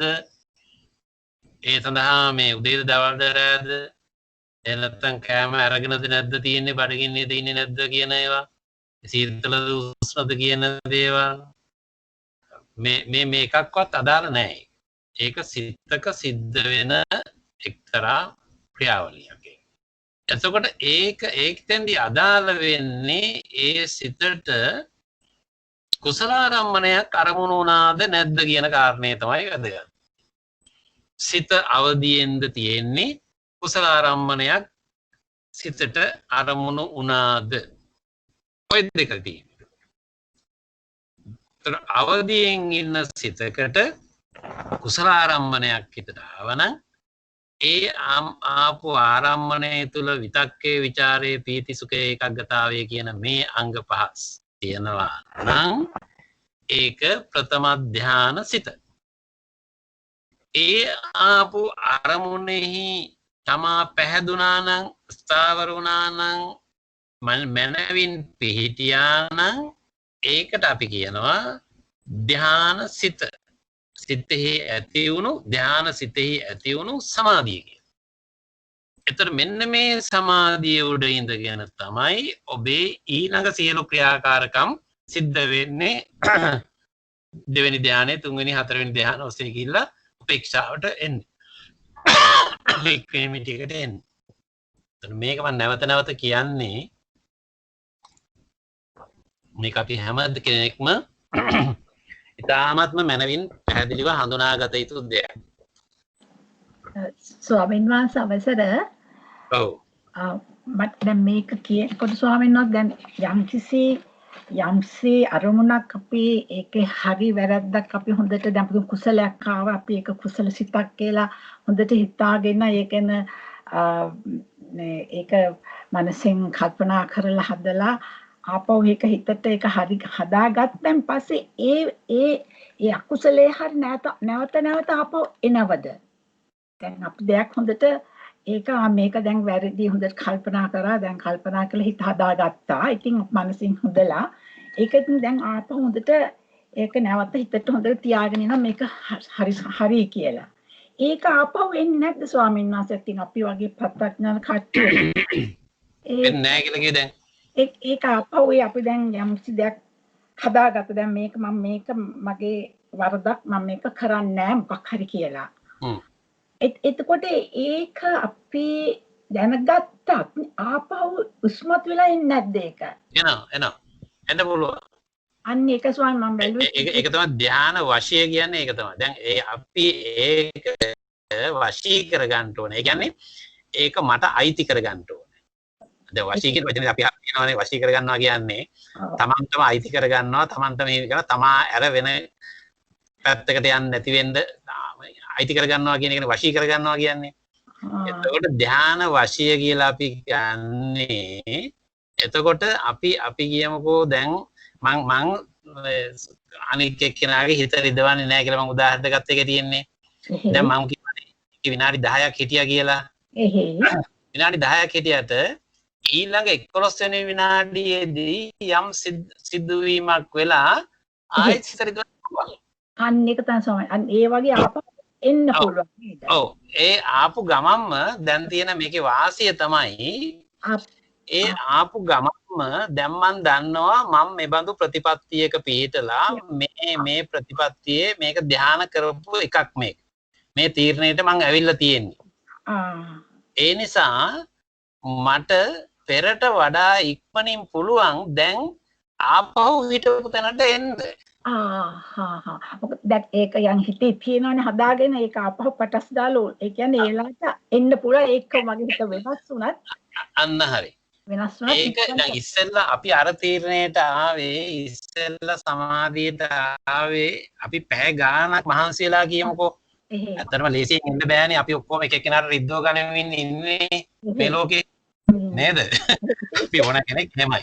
මේ ලෝකේ ඉන්න පුදුන් හැමදෙනාම එකිනෙකාට රිදවා ගනිමින් තමයි ඉන්නේ. එහෙම නැත්නම් rahat වෙලානේ. එතකොට ඒ නිසා ඒ තීරණයට එන්න අපිට පැය ගානක් දවස් ගානක් හෝ පැය ගානක් මහන්සිලා තමයි මේ මානසික එකඟතාවයට මේ සමාධියට හිත ගත්තේ. අරගෙන මම විනාඩි යම් ප්‍රමාණයක් 2 3ක් හරි කීයක් හරි හිටියා. හිටියට ඊළඟ අවස්ථාවේ අනිත් එක්කෙනා කරපු දෙයකින් හරි එන්වයරන්මන්ට් එකේ වෙච්ච මොනවා හරි ප්‍රශ්නයක් නිසා මගේම බොඩිලි කන්ඩිෂන් එක නිසා විවිධ වූ හේතු සාධක නිසා ඒකෙන් පිටපැනලා මගේ ආයෙ හිත ඇවිස්සුනා කියමුකෝ රාගියා කියමුකෝ. නමුත් දැන් මේක සමාධි කරලා තියෙන නිසා මට ආයෙසරයක් වහාම අර තීරණයට එන්න පුළුවන්. වහා මොකද හිතේ දැන් එක තද වෙලා තියෙනවා ඒක එළියට මම ඒක ප්‍රැක්ටිස් කරලානේ තියෙන්නේ. ඒ නිසා හිතට ඉතරයි ආවේ මොහොනෙනුත් ප්‍රකාශ වෙන්න දෙන්නේ නැතුව ක්ෂණයෙන් මට ස්ථාවරයට ආයසරයක් එන්න පුළුවන්. ඒ නිසා මේ ලෞකික ධ්‍යාන කියන ඒවා ඕනෑම වෙලාවක පිරිහෙන්න පුළුවන්. හරි.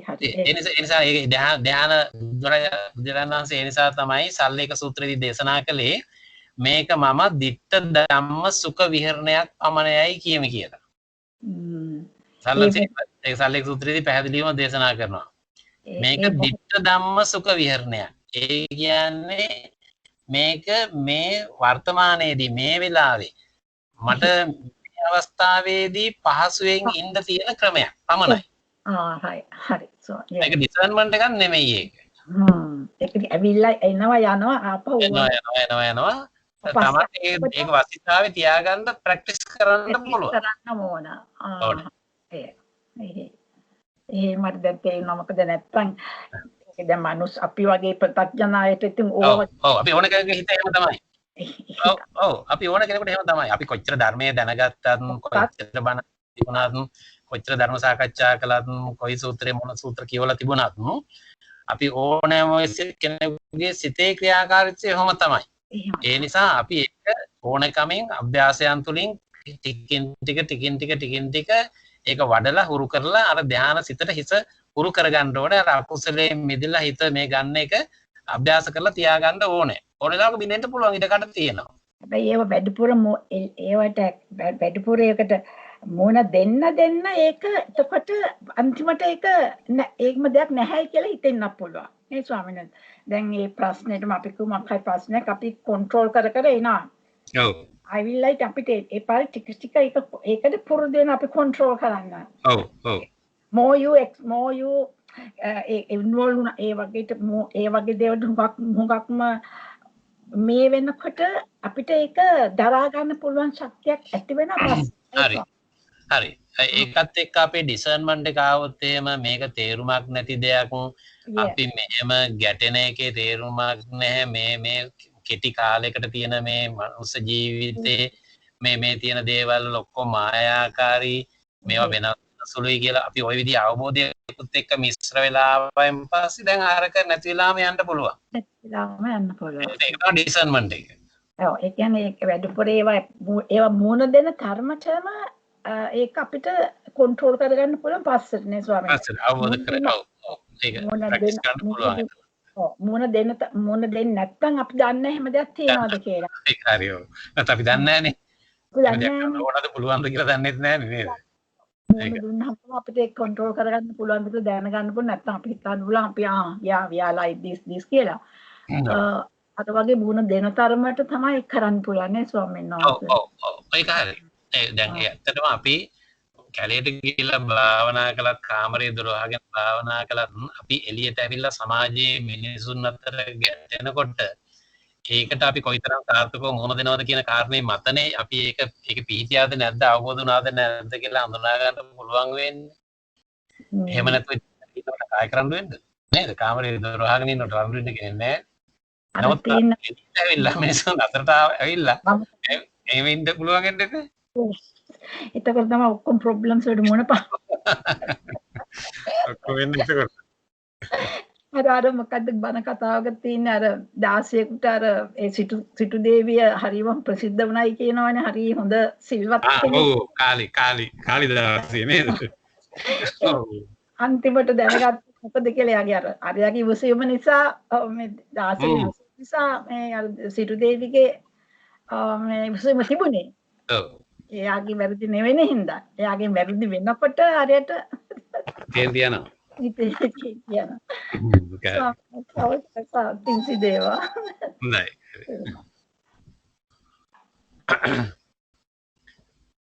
දැන් එතකොට අපි කතා කරමින් හිටියේ මේ ධ්‍යාන මාර්ගයේ යෙදීම රූපාවචර ධ්‍යාන වලට අදාළ වෙනවා අනිවාර්යයෙන්ම රූපාවචර ධ්‍යාන තුලින් එයාගේ සිතේ ඇති කරගන්නා වූ මේ හඳුනා ගැනීම අනිවාර්යයි කියන්නේ. එතකොට ඒ අනිවාර්ය తত্ত্বය ඒක ඩිසර්න්මන්ට් එකත් එක්ක සම්බන්ධ වුණාම තමයි ඒක එයාගේ ස්ථාවර පිහිටීමක් බවට පත් වෙලා අර එෆ්ලුවන්ස් එන්ඩ් කරන්න අවසන් කරන්න පුළුවන්කම ලබන්නේ. එතකොට මේ පඤ්ඤා විමුක්ත පුද්ගලයාගේ තියෙන විශේෂත්වය තමයි එයා රූපාවචර ධ්‍යාන යාගාව තියෙන්න ඕනේ. ඒක රූපාවචර ධ්‍යාන කියන එකේ තේරුම අර ධ්‍යාන වැඩිම තියෙන්න ඕනේ. නමුත් එයා formless එක අභ්‍යාස කරලා නැහැ. does not remain touching with his body those peaceful liberations that transcend form that are formless. එතකොට එයා මේ formless එක එයා අභ්‍යාස කරලා නැහැ. කියන්නේ ආකාසානංචායතන විඥානංචායතන ආකින්චඤ්ඤායතන නේව සංඥා නා සංඥායතන කියන එක උපදවාගෙන නැහැ එයා. නමුත් එයා having seen with discernment එයා ප්‍රඥාවෙන් මේ ධර්මයේ ශ්ලෝකය දැනගෙන තියෙනවා. ඒ කියන්නේ රූප වේදනා සංඥා සංකාර විඥාන කියන මේ ස්කන්ධ පංචකය එයා දැක්කා අවබෝධයෙන් ප්‍රඥාවෙන්. ප්‍රඥාවෙන් අවබෝධ කරගන්නේ මොකද්ද? රූප වේදනා සංඥා සංකාර විඥාන කියන මේ ස්කන්ධ පංචකයේ ක්‍රියාවලිය ක්‍රියාපැවැත්ම තමයි එයා දකින්නේ. එතකොට එහෙම දැක්කාම දැන් එයාගේ අර ආශ්‍රවයන් කාමාසෝ භවසෝ දිට්ඨාසෝ අවිජ්ජාසෝ මේ ෆ්ලුවන්ස් ඒවා අවසන් වෙනවා.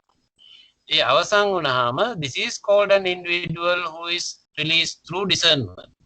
අන්න ඒ තැනත්තා මේ discernment release ප්‍රඥා විමුක්ත පුද්ගලයා කියලා අන්න එයාව හඳුන්වනවා.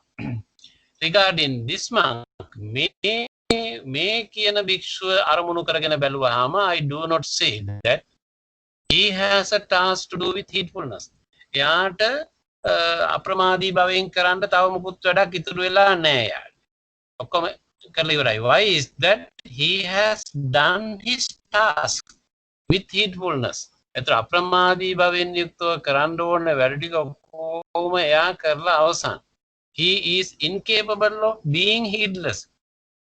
ප්‍රමාදී බවට පත් වෙන්න හේතුවක් එයා තුල දැන් නැහැ. එයා කවදාවත් ප්‍රමාදී කෙනෙක් බවට පත් වෙන්නේ නැහැ.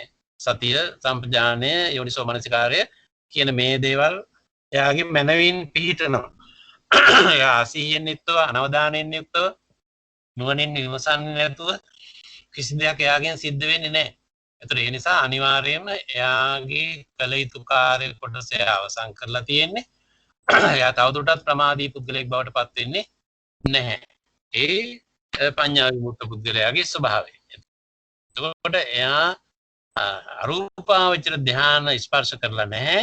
නමුත් මේ ප්‍රඥාවෙන් දැනගෙන තියෙනවා ලෝකය කියලා අපි හඳුනන්නේ අර විදිහට රූප වේදනා සංඥා සංකාර විඥාන කිව්වා මේ ලෝකයේ සියල්ල ඇති කියන එකයි ධර්මානුකූල විග්‍රහය. ඒතර ඒ තුලින් එයා ආශ්‍රවයන් අවසන් කරලා තියෙනවා. මේ ප්‍රඥා විමුක්ත බුද්ධලයා.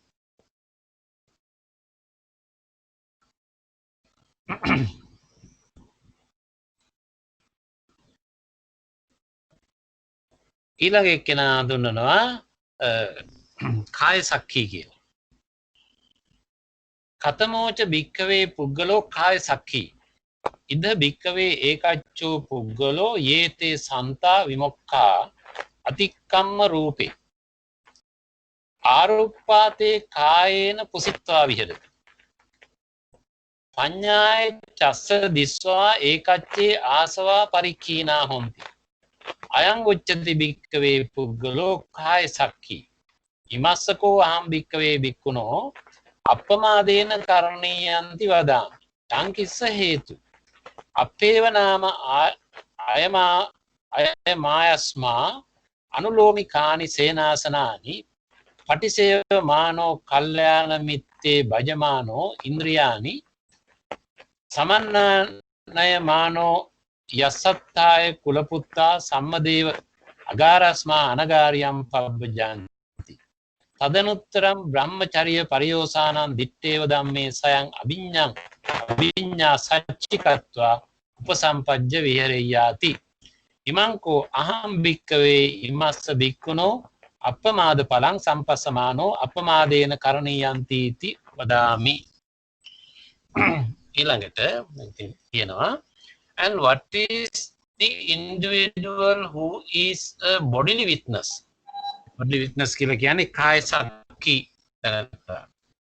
There is the case where a certain individual remains touching with his body those peaceful liberations that transcend form, that are formless, and having seen with discernment, some of his influence are ended.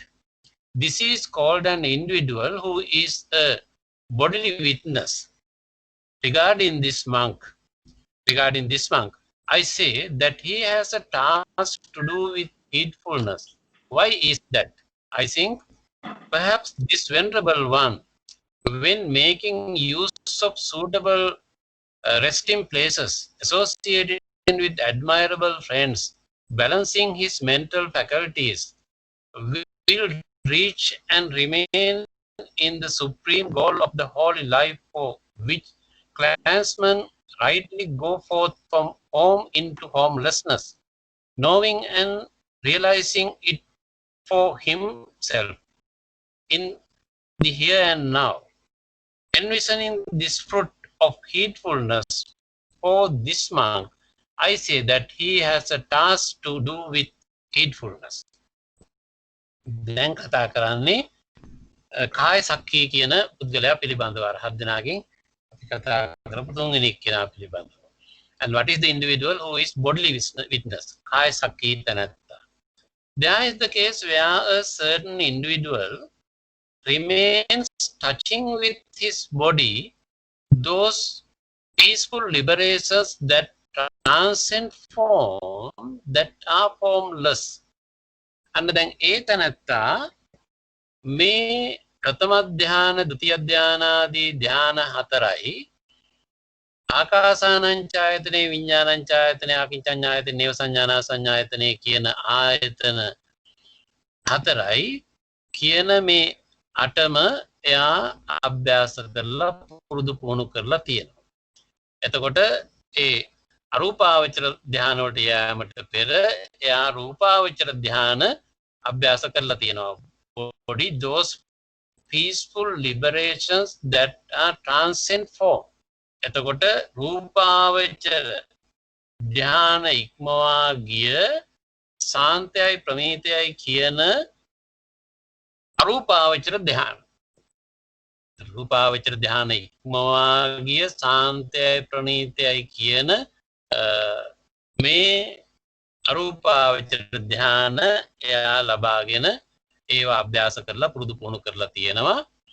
having seen with discernment, ඒ වගේම ධර්මයත් එයා අභ්‍යාස කරලා තියෙනවා. ධර්මයත් දැනගෙන තියෙනවා. දැනගෙන තියෙන්නේ කොහොමද? some of his effluent are ended. එයා ඒ ධර්මයේ දැනගෙන තියෙන්නේ සම්පූර්ණයෙන්ම නෙමෙයි, යම් ප්‍රමාණයක. එයා මේ ධ්‍යාන ලබාගෙන තියෙනවා. දැන් රූපාවචර ධ්‍යානයි අරූපාවචර ධ්‍යානයි transcend form. එතකොට රූපාවචර ධ්‍යානයි අරූපාවචර ධ්‍යානයි දෙකම ලබාගෙන තියෙනවා. ධර්මයත් යම් කිසි මට්ටමකට අවබෝධ කරගෙන තියෙනවා. තිබුණට some of his effluents are ended. එතකොට එයා ඔක්කොම effluents අවසන් කරලා නැහැ. some of his effluents are ended. එතකොට එයාගේ ආශ්‍රවයන් ක්ෂීණ වෙලා තියෙන්නේ යම් ප්‍රමාණයකට පමණයි. සියලුම ආශ්‍රවයන් ප්‍රහීන වෙලා නැහැ. එතකොට එයා සෝවාන් වෙලා සෝවාන් මග හෝ ඵල හෝ සකෘදාගාමි මාර්ගයේ හෝ ඵලේ, අනාගාමි මාර්ගයේ හෝ ඵලේ, අරහත් මාර්ගයේ වගේ තැනක ඉන්න පුළුවන්. ඔය කියන ඕනම තැනක ඉන්න පුළුවන් එයාට. එතකොට නමුත් එයාගේ ධ්‍යාන සම්පූර්ණ වෙලා තියෙනවා. රූපාවචර ධ්‍යාන, අරූපාවචර ධ්‍යාන දෙකම එයා හොඳට සම්පූර්ණ කරලා තියෙනවා. ධර්මයත් එයා යම් කිසි ප්‍රමාණයකට දන්නවා, අවබෝධ කරගෙන තියෙනවා. තිබුණට ඔක්කොම ආශ්‍රයයන් අවසන් වෙලා නැහැ. එතකොට එයා මාර්ගඵල වල යම් මට්ටමක ඉන්න පුළුවන්. අර කිව්ව මාර්ග මේ 8න් 7කම යාට ඉන්න පුළුවන්කම තියෙනවා. මාර්ගඵල 8 පුරිස පුද්ගලයා කියලා අපි හඳුන්වන 8 දෙනෙක් ඉන්නේ. ඒ 8 දෙනාගෙන් 8 වෙනි එක්කෙනා නැතුව ඉන් මෙහා ඕන කෙනෙක් බවට පත් වෙන්න යාට පුළුවන්කම තියෙනවා. This is called an individual who is bodily witness. එතකොට අන්න යාට කියනවා bodily witness කියලා හෝ කාය සක්‍රිය කියලා. Regarding this monk, මේ කාරණේ ගැන සැලකුවොත් මහණෙනි, I say that he has a task to do with heedfulness. අන්න එයාට මේ අප්‍රමාදීව කරන්න වැඩ ටිකක් තියෙනවා. එයාට අප්‍රමාදී විදිහට සති යන්නේ යෝනිසෝ මනසිකාරයෙන් යුක්තව කරන්න වැඩ ටිකක් එයාට තියෙනවා. Why is that? I think perhaps this venerable one, when making use of suitable resting places associated with admirable friends, එතකොට මේ ඇයි මේ තනත්තාට සමහර විට එයාගේ මේ තනත්තාට when making use of suitable resting places, එතකොට විවේක ස්ථානයක, ගහක් යට, ගල් ගුහාවක, ජනශූන්‍ය ස්ථානයක, විවේක ස්ථානයක, කවර හෝ තමන්ට පහසු ස්ථානයක associated with admirable friends, කල්යාණ මිත්‍රයන්ගේ ඇසුරෙන් මේ ධර්මය හඳුනාගත හැකි, අවබෝධ කරගත හැකි, විස්තර කියා දිය හැකි, විග්‍රහ කළ හැකි වියම් සුදුසු කල්යාණ මිත්‍රයන් ඇසුරු කරගෙන balancing his mental faculties, ඒ වගේම එයාගේ mental faculties balance කරගෙන එතකොට සාති ධම්ම විචේ විරිකෙන් මේ දේවල් will reach and remain in the supreme goal of the holy life for which clansmen rightly go forth from home into homelessness. එතකොට මේ ශ්‍රද්ධාවන්ත යම්කිසි කුල පුත්‍රයෙක් ගෙදරින් අයින් වෙලා විවේකීව බ්‍රහ්මචාරී ජීවිතයක් ගත කරන තත්වයකට යම් පිවිසුණු යම්කිසි පුද්ගලයෙක් මේ උසස් වූ අවබෝධයේ ප්‍රඥාව ළඟා කර ගැනීම කරලා මේ බ්‍රහ්මචාරී ජීවිතයක් ගත කරන්නයි මගේ අපේක්ෂාව කියලා හිතලා එසේ ශාසනයට ඇතුළත් වෙච්ච යම්කිසි කෙනෙක් knowing and realizing it from himself ඒක එයා තුලින්ම අඳුනගෙන in the here and now මේ භවයේදීම here and now කියන යෙදුමලා තියෙන මේ භවයේදීම කියන එකට මේ භවයේදීම ඒක හඳුනාගෙන ඒක සත්‍යීක්ෂණය කරලා තමා විසින්ම හඳුනා ගැනීම සඳහා එයාට තවදුරටත් අප්‍රමාදීව කරන්න වැඩ කටයුතු ටිකක් තියෙනවා. envisioning this fruit මේ කියන ඵලය අරමුණ කරලා තියාගෙන අපේක්ෂාව ඉලක්කය කරලා තබාගෙන heedfulness for this monk එයාට අප්‍රමාදීව කරන්න කටයුතු ටිකක් තියෙනවා. I say that he has a task to do with heedfulness. එයාට අප්‍රමාදීව කරන්න අවශ්‍ය කාර්ය කොටසක් ඉතුරු වෙලා තියෙනවා. ඇයි එයා අර effluence end කරලා තියෙන්නේ යම් ප්‍රමාණයකට පමණයි. සම්පූර්ණයෙන්ම අවසන් කරලා නැහැ. ඒ නිසා එයාට තවදුරටත් කරන්න වැඩ ටිකක් තියෙනවා. අපි ගිය සතියේ ඔතෙන් දෙනකම් සාකච්ඡා කළා මම මේ මට පස්සේ තුන මේ කියපු ප්‍රමාණය පැහැදිලි කිරීම ටිකක් මදි කියලා හිතුණා මට. ඒක ඊට වඩා හොඳට පැහැදිලි කිරීමක් කළොත් ප්‍රයෝජනයි කියලා හිතුණ නිසායි මම ඒක නැවත පැහැදිලි කරන්න උත්සාහ කළේ. මම කියන්නේ අද ඔබට පැහැදිලි කරනකොට යම් ප්‍රමාණයක් පැහැදිලි චිත්‍රයක් හිතට මැවෙන්නට ඇති. මේ කොහොමද වෙන්නේ මේ පුද්ගලයන් සකස් වෙන්නේ කොහොමද කියන එක.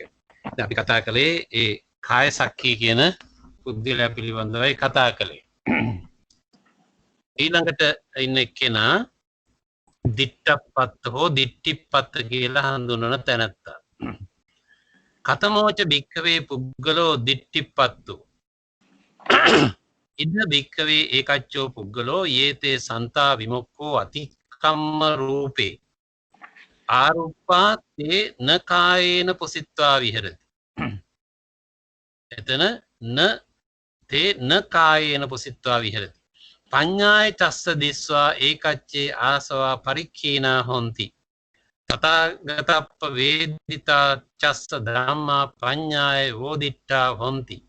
වෝචරිතා අයං උච්චති භික්ඛවේ පුද්ගලෝ දිට්ඨිපත්තෝ ඉමස්සපිකෝ අහං භික්ඛවේ භික්ඛුනෝ අපමාදේන කරණීයන්ති වදාමි තං කිස්ස හේතු අපේව නාම අයමායස්මා අනුලෝමිකානි සේනාසනානි පටිසේවමානෝ කල්යාණ මිත්තේ භජමානෝ ඉන්ද්‍රියානි සමන්නා නයමානෝ යස්සත්තාය කුලපුත්තා සම්මදේව අගාරස්මා අනගාරියම් පබ්බජන්ති අදනුත්තරම් බ්‍රහ්මචර්ය පරියෝසානං දිත්තේව ධම්මේ සයං අභිඤ්ඤා සච්චිකත්වා උපසම්පජ්ජ විහෙරෙය්‍යාති. ඉමංකෝ අහං භික්ඛවේ ඉමස්ස භික්ඛුනෝ අප්පමාද පලං සම්පස්සමානෝ අප්පමාදේන කරණීයන්ති ඉති වදාමි. And what is the individual attain to view? දැන් මේ කතා කරන්නේ දිට්ඨිපත්ත කියන පුද්ගලයා පිළිබඳව. attain to view.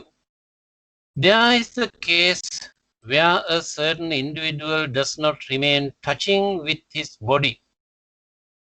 Those peaceful liberations that transcend form, that are formless.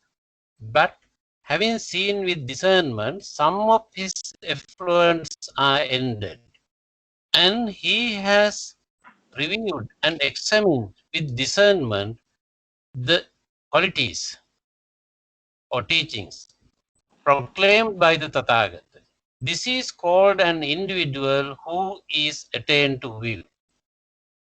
Regarding this monk, I say that he has a task to do with heedfulness. Why is that? I think perhaps this venerable one, when making use of suitable resting places, associating with admirable friends, balancing his mental faculties, will reach and remain in the supreme goal of the whole life, holy life, for which clansmen rightly go forth from home into homelessness, knowing and realizing it for himself in the here and now. Envisioning this fruit of heedfulness for this monk, I say that he has a task to do with heedfulness. මෙතෙන්දි කියනවා දැන් මේ කියන්නේ අපි කතා කරන්නේ දිට්ඨිපත්ත පුද්ගලයා පිළිබඳව. There is the case, there a certain individual does not remain touching with his body those peaceful liberations that transcend form, that are formless. දැන් මේ තැනත්තා ධ්‍යාන අපි අර කතා කරපු විදිහට ධ්‍යාන තියෙන්න ඕනනේ මොනවා කරන්නද මේ ගමනේ යන්න ධ්‍යාන වැඩෙන්නම ඕන. ධ්‍යාන කියන්නේ ඒවා රූපාවචර ධ්‍යාන එක්ක අපේ වැඩ කොටසක් තියෙනවාමයි ඒ සිතේ ක්‍රියාත්මක විය යුතු. ඒත් ඒ තැනත්තාගේ ෆෝම්ලස් මේ අරූපාවචර ධ්‍යාන කරා ගිහිල්ලා නැහැ. එයා යන්නේ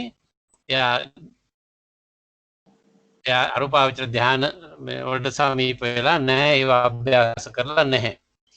ඒ නිසා එයා අර ධ්‍යාන පැත්තට එහෙම නැත්නම් අර සමාධි ලබාගෙන ඉන් එහා යන ධ්‍යාන නෙමෙයි ඒවා ආයතන සම්බන්ධයෙන් ඒ තත්වයන්ටපත් වෙලා නැහැ. එහෙම වුණාට but having seen with discernment එයාට අවබෝධය තියෙනවා ධර්මයේ පිළිබඳව. එයා අර ආයතන ඔස්සේ සිත වඩලා ඒ පැත්තට යමු වෙලා නැහැ. නමුත් එයාගේ සිත එයා ධර්මයේ පිළිබඳව අවබෝධයක් එයාට තියෙනවා. Some of his effluents are ended. එතකොට ඒ ලැබපු ධර්මයේ සම්බන්ධ අවබෝධය තුලින් එයාගේ සමහර ආශ්‍රවයන් දුරු වෙලා තියෙනවා. And he has reviewed and examined with discernment the qualities proclaimed by the Tathagata. එතකොට බුදුරජාණන් වහන්සේ දේශනා කරපු ධර්මයේ පරිශීලනය කිරීම තුලින් එයා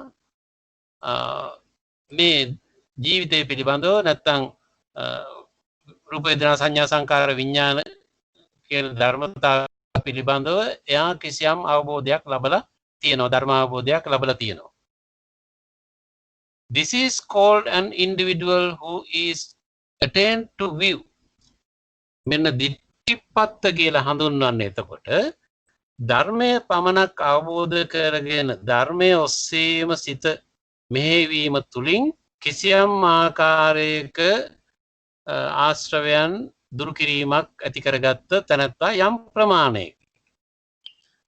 ඒක මේ ලොකු ප්‍රමාණයක් නෙමෙයි, යම් ප්‍රමාණයකට එයා කිසියම් ආකාරයක මේ දුරු කරලා තියෙනවා. Effluents are ended. Some of his effluents are ended. සමහර ක්ලේශයන් සමහර ආශ්‍රවයන් එයාගේ දුරු වෙලා තියෙනවා, සමහර ඒවා නැහැ.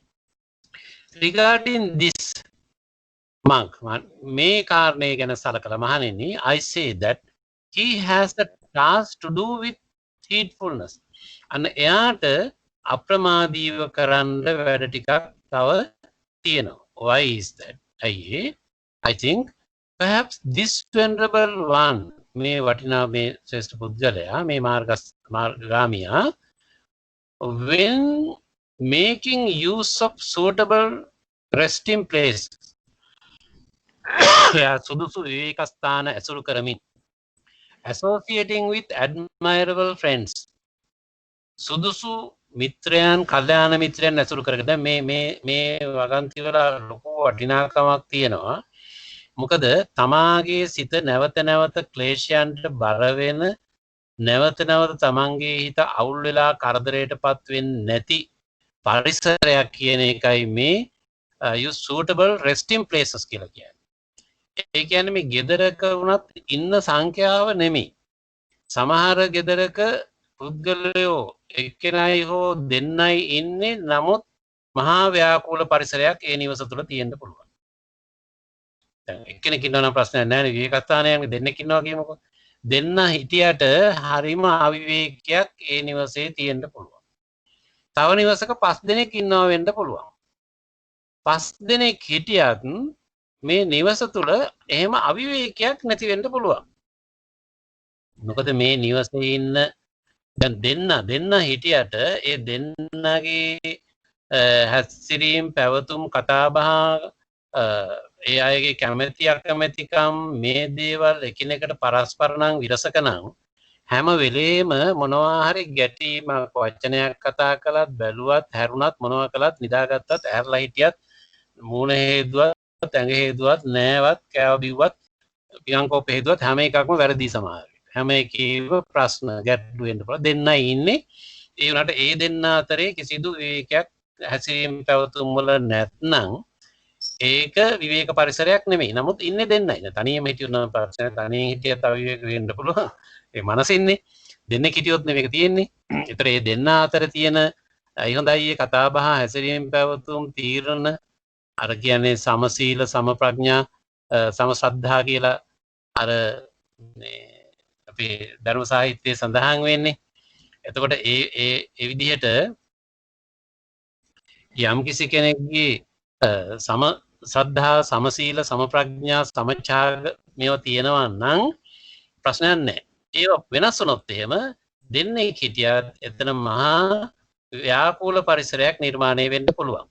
එතකොට නමුත් 5 දෙනෙක් හිටියත් ඒ 5 දෙනා එකිනෙකාට අවහිරයක් නොවන විදිහට නම් කටයුතු කරන්නේ අයගේ බැල්ම හැසිරීම කතාබහ ක්‍රියාපටිපාටි මත භාවිතය තීරණ මේ හැම එකක්ම එකිනෙකාට නොරිදෙන ආකාරයෙන් අපහසුාවක් නොවන ආකාරයෙන් එකිනෙකාට බාධාවක් නොවන ආකාරයෙන් ඉන්නවා නම් මේ ඉන්නේ 4-5 දෙනෙක්ද කියන එක ප්‍රශ්නයක් නෑ. එතන බොහොම විවේකී පරිසරයක් ඒ නිවසේ ඇති වෙන්න පුළුවන්. අනිත් එක්කෙනාගේ අපහසුව ගැන නිතර හිතලා අනිත් එක්කෙනාගේ පහසුව නිතර කන්සිඩර් කරමින් බොහොම සැලකිල්ලෙන් වගකීමකින් යුක්තව ආදරයෙන් සෙනෙහසින් මෛත්‍රී සම්පන්නව කරුණාන්විතව මෘදු විදිහට කටයුතු කරනවා නම් උපේක්ෂා සහගතව එතන ඉන්න ගෙදර ඉන්න සංඛ්‍යාව ප්‍රශ්නයක් නැහැ. එතන විවේකී පරිසරයක් නිර්මාණය වෙන්න පුළුවන්. ඒ නිසා when making use of suitable resting places කියන එක. දැන් කලාවකට යනවා කියලා කලාවක ජීවත් වෙනවා කියන එක ප්‍රැක්ටිකල් නෑනේ. දැන් මේ රටේ නම් අපිට කලාවකට යන්න බෑනේ. කලාවකට යන්න තහනන්න එහෙම ගිහිල්ලා ඉන්න බෑනේ. එතකොට අපිට කලාවල් නෑ. මේ රටේ නම් ඉන්න යන්න බෑ. ඒ නිසා කලාවකට යනවා කියන එකම නෙමෙයි මේක. එහෙම නැත්නම් මේ රටේ වෙන ජනශූන්‍ය ස්ථාන වෙනත් තැනකට ගිහිල්ලා තනින් ඉන්නත් බෑනේ. එහෙම විවේකයක් ගියා කියලා එහෙම හේකුත් නෑනේ. ඒ නිසා ලංකාවේ නම් ටිකක් එහෙම විශ්‍රාම ශාලා හෝ වෙන ඒ පූජනීය ස්ථාන භාවනා කරන ස්ථාන ටිකක් එහෙම තියෙන්න පුළුවන්. නමුත් ඒ රටවල් වල සංස්කෘතියන නොඑක් දේවල් බැලුවාම අපිට ඉන්න තැනම විවේක ස්ථානයක් කරගන්න පුළුවන්ද නැද්ද කියන එක අපිට සලකා බලන්න පුළුවන්. ඒ නිසා when making use of suitable resting places එතකොට තමන් ඉන්න තැනම විවේක ස්ථානයක් බවට තමන්ගෙන් අනුන්ටත් අනුන්ගෙන් තමන්ටත් බාධාවක් කරදරයක් නොවන විදිහේ පරිසරයක් සකස් කර ගැනීම තමයි මේ resting places කියලා කතා කරන්නේ. ඊළඟට association with admirable friends. එතකොට අර තමන්ගේ නිවසේ ඉන්න අයත් admirable friends ලා වෙන්න පුළුවන් සමහර. සමහර එක්තරා භාර්යාවකට එක්තරා ස්වාමියෙකුට තමන්ගේ භාර්යාව හෝ ස්වාමියාම කල්යාණ මිත්‍රයෙක් වෙන්න පුළුවන්. තමන්ගේ හිත අවසන්නේ නැති හිතට අවිවේකයක් ඇති කරන්නේ නැති පාපයට වැරද්දට තමන්ගේ හිත යොමු කරන්නේ නැති පාපයට වැරද්දට යොමු කරනවා කියන මම මෙතන අදහස් කළේ මේ මහා පව් කරන්න යොමු කරනවා කියන එක නෙමෙයි. යම් කිසි කෙනෙක් තමන්ගේ හිතට හේට් කරනවා නම් හර්ට් කරනවා නම් ඉරිටේට් කරනවා නම් එයා පාප. කියන්නේ මට Tamanට සතුටෙන් ඉන්න දෙන්නේ නැත්නම් Tamanට විවේකව ඉන්න දෙන්නේ නැත්නම් Tamanගේ හැම දෙයකම වැරදි දකිනවා නම් හැම දෙයක්ම නොරුස්සනවා නම් එතකොට එයා පාප මිත්‍රෙක් වෙනවනේ.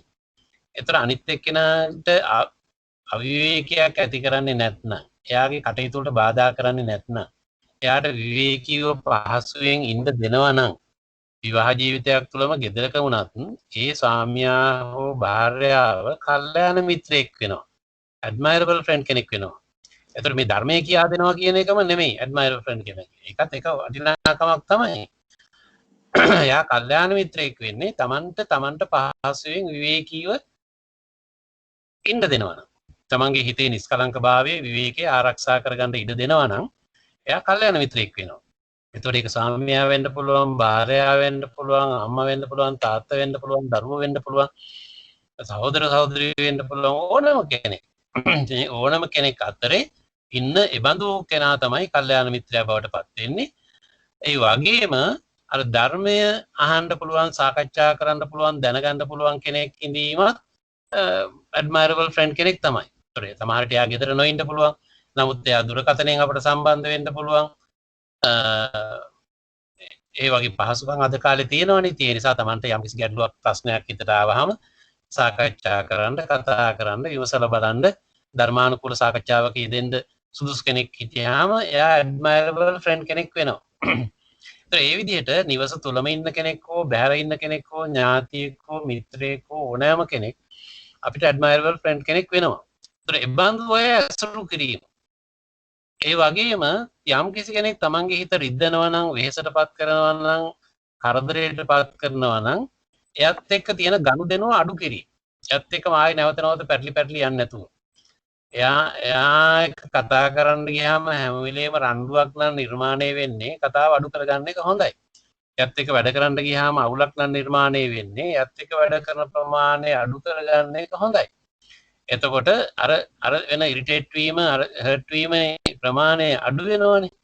එතකොට ඒ නිසා හැම වෙලේම හිත නොරිද්දා පවත්වා ගන්න උත්සාහ කරන එක වටිනා දෙයක්. එහෙම නැත්නම් අපේ හිතේ නිතර නුරුස්නා බවක්, තරහක්, අමනාපයක් ඇති වෙන්න පටන් ගත්තොත් එහෙම අපි නොදැනුවත්වම ඒක ඔබ්සෙස් වෙන්න පටන් ගන්නවා.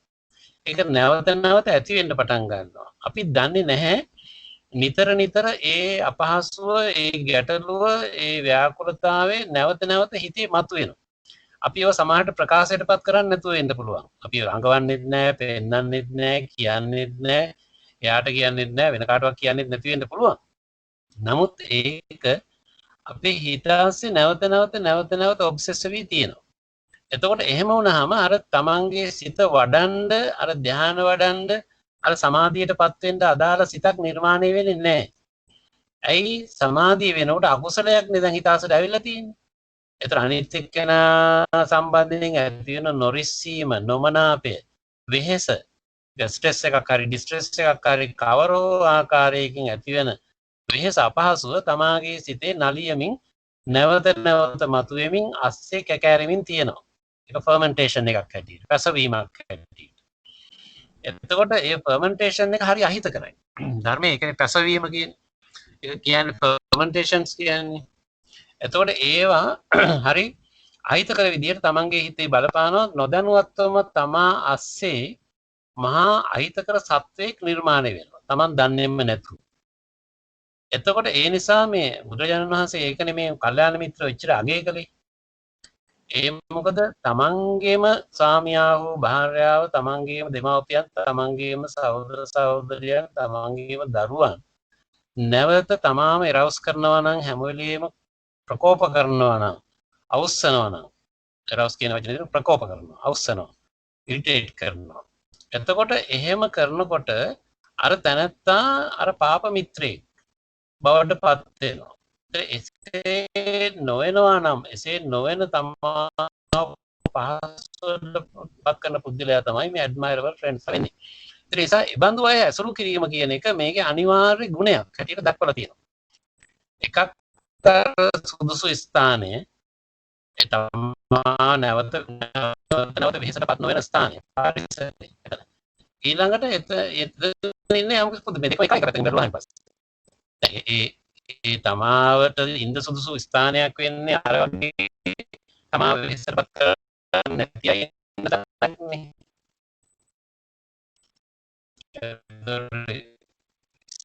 ස්ථානය සුදුසු වෙන්නේ විකී වෙන්නේ එතන එතකොට මේ දෙකම එක බඳ දේවල්. ඒක තමයි සිතේ ඇතිවන මේ දේවල් අපේ මනවින් ක්‍රියාත්මක වෙන්නට ඕනේ. තමන් සද්ධා සම්පන්න වෙන්න, වීරිය නිප්ත වෙන්න ඕනේ. සති සමාධි ප්‍රඥා මේ තියෙන ලක්ෂණ බැලන්ස් වෙලා හොඳට ක්‍රියාත්මකව පවතින ස්වභාවයක තියෙන්න ඕනේ. Will reach and remain in the supreme goal of the holy life. එතකොට එයා සමීප වෙලා ඇසුරු කරනවා supreme goal of the holy life for which clansmen rightly go forth from home into homelessness. එතකොට ඒ යම් කිසි කෙනෙක් මේ homelessness කියන එක අපේ පැරණි ඉන්දියානු සාහිත්‍යයේ සඳහන් වෙන්නේ වානප්‍රස්ථ කියලා වචනයකින්. වානප්‍රස්ථ කියලා කියන්නේ කැලේට යනවා කියන එක තමයි. වනයේට පිවිසීම කියන එක තමයි වානප්‍රස්ථ කියන වචනේ තේරුම. homelessness කියන්නේ වානප්‍රස්ථ. නමුත් මේ වානප්‍රස්ථ කියන වචනේ අර්ථය අර කැලේකට ගිහලා ගස් තියෙන කැලේකට යනවා කියන එකත් එක අර්ථයක්. ඒ වගේම අර අපි කලින් කිව්ව විදිහට ඒ තමන් අර බන්ධන වලින් අඩු කරගන්න. දැන් උදාහරණයක් හැටියට අපි විශ්‍රාම යනවා කියමුකෝ. දැන් අපි විශ්‍රාම යනවා කියන්නේ එක්තරා homelessness එකක් නිවාන ප්‍රස්තභාවයක්නේ. දැන් අර රෙගියුලර් වර්ක්ස් නැහැනේ. දැන් විශ්‍රාම ගියාම දැන් රැකියාවකට යනකොට උදේ නැගිටලා අහවල් වෙලාවට ඔෆිස් එකට යන්න ඕනේ. ආපහු එන්න පුළුවන් වෙන්නේ අහවල් වෙලාවට කියලා එහෙම කාල නිර්ණයක් තියෙනවානේ. දැන් විශ්‍රාම ගත්තා ඊට පස්සේ උදේට නැගිටලා අහවල් වෙලාවට අතෙන්ට යන්න ඕන කියන රෂ් එක නැහැනේ. එතකොට ආපහු අර වෙලාවට පමණයි මට ආපහු එන්න කියලා හේකුත් නැහැනේ. එතකොට මුළු දවසේම එක්තරා විවේකයක් එක පැත්තකින් තියෙනවා. ඊට පස්සේ ආ බිස්නස් එකක් කළා නම් එයා ඒ බිස්නස් එක සුදුසු අයට පවර්ලා හෝ එහි කවර ආකාරයක හෝ ඒකෙන් රිලීස් වීමක්.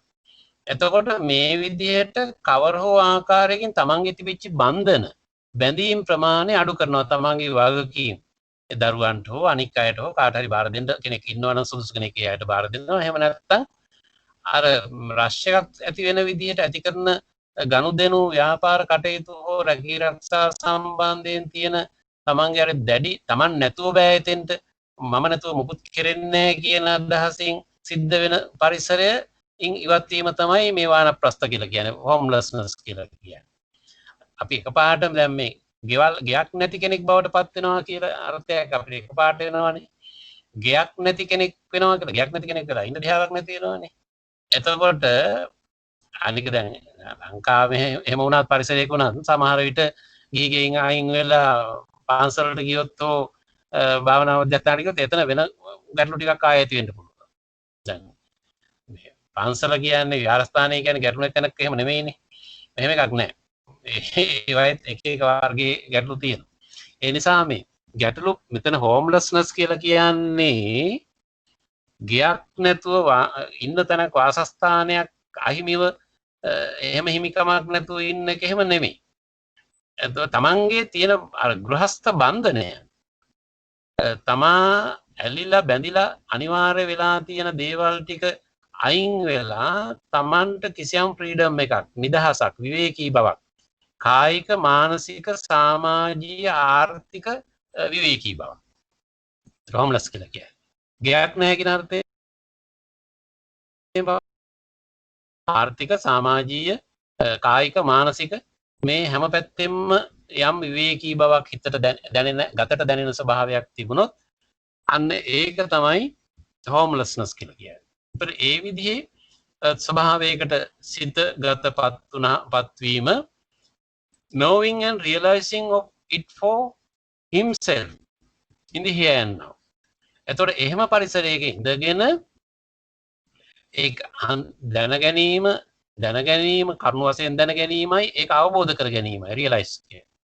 අවබෝධ කර ගැනීම it for himself in the here and now. මේ භවයේදීම අපි ඒ කියන ස්වභාවයන් ඔය කියපු පරිසරාත්මක තත්ත්වයන් ගෙන් තමන් කිසියම් විවේකී පහසු නිස්කලංක නිදහස් සැහැල්ලු පුද්ගලයෙක් බවට පත්වන කියන මෙන්න මේ ලක්ෂණ ටික එයා තුළ දැන් ක්‍රියාත්මක වෙනවා නම් envisioning this fruit of heedfulness for this monk.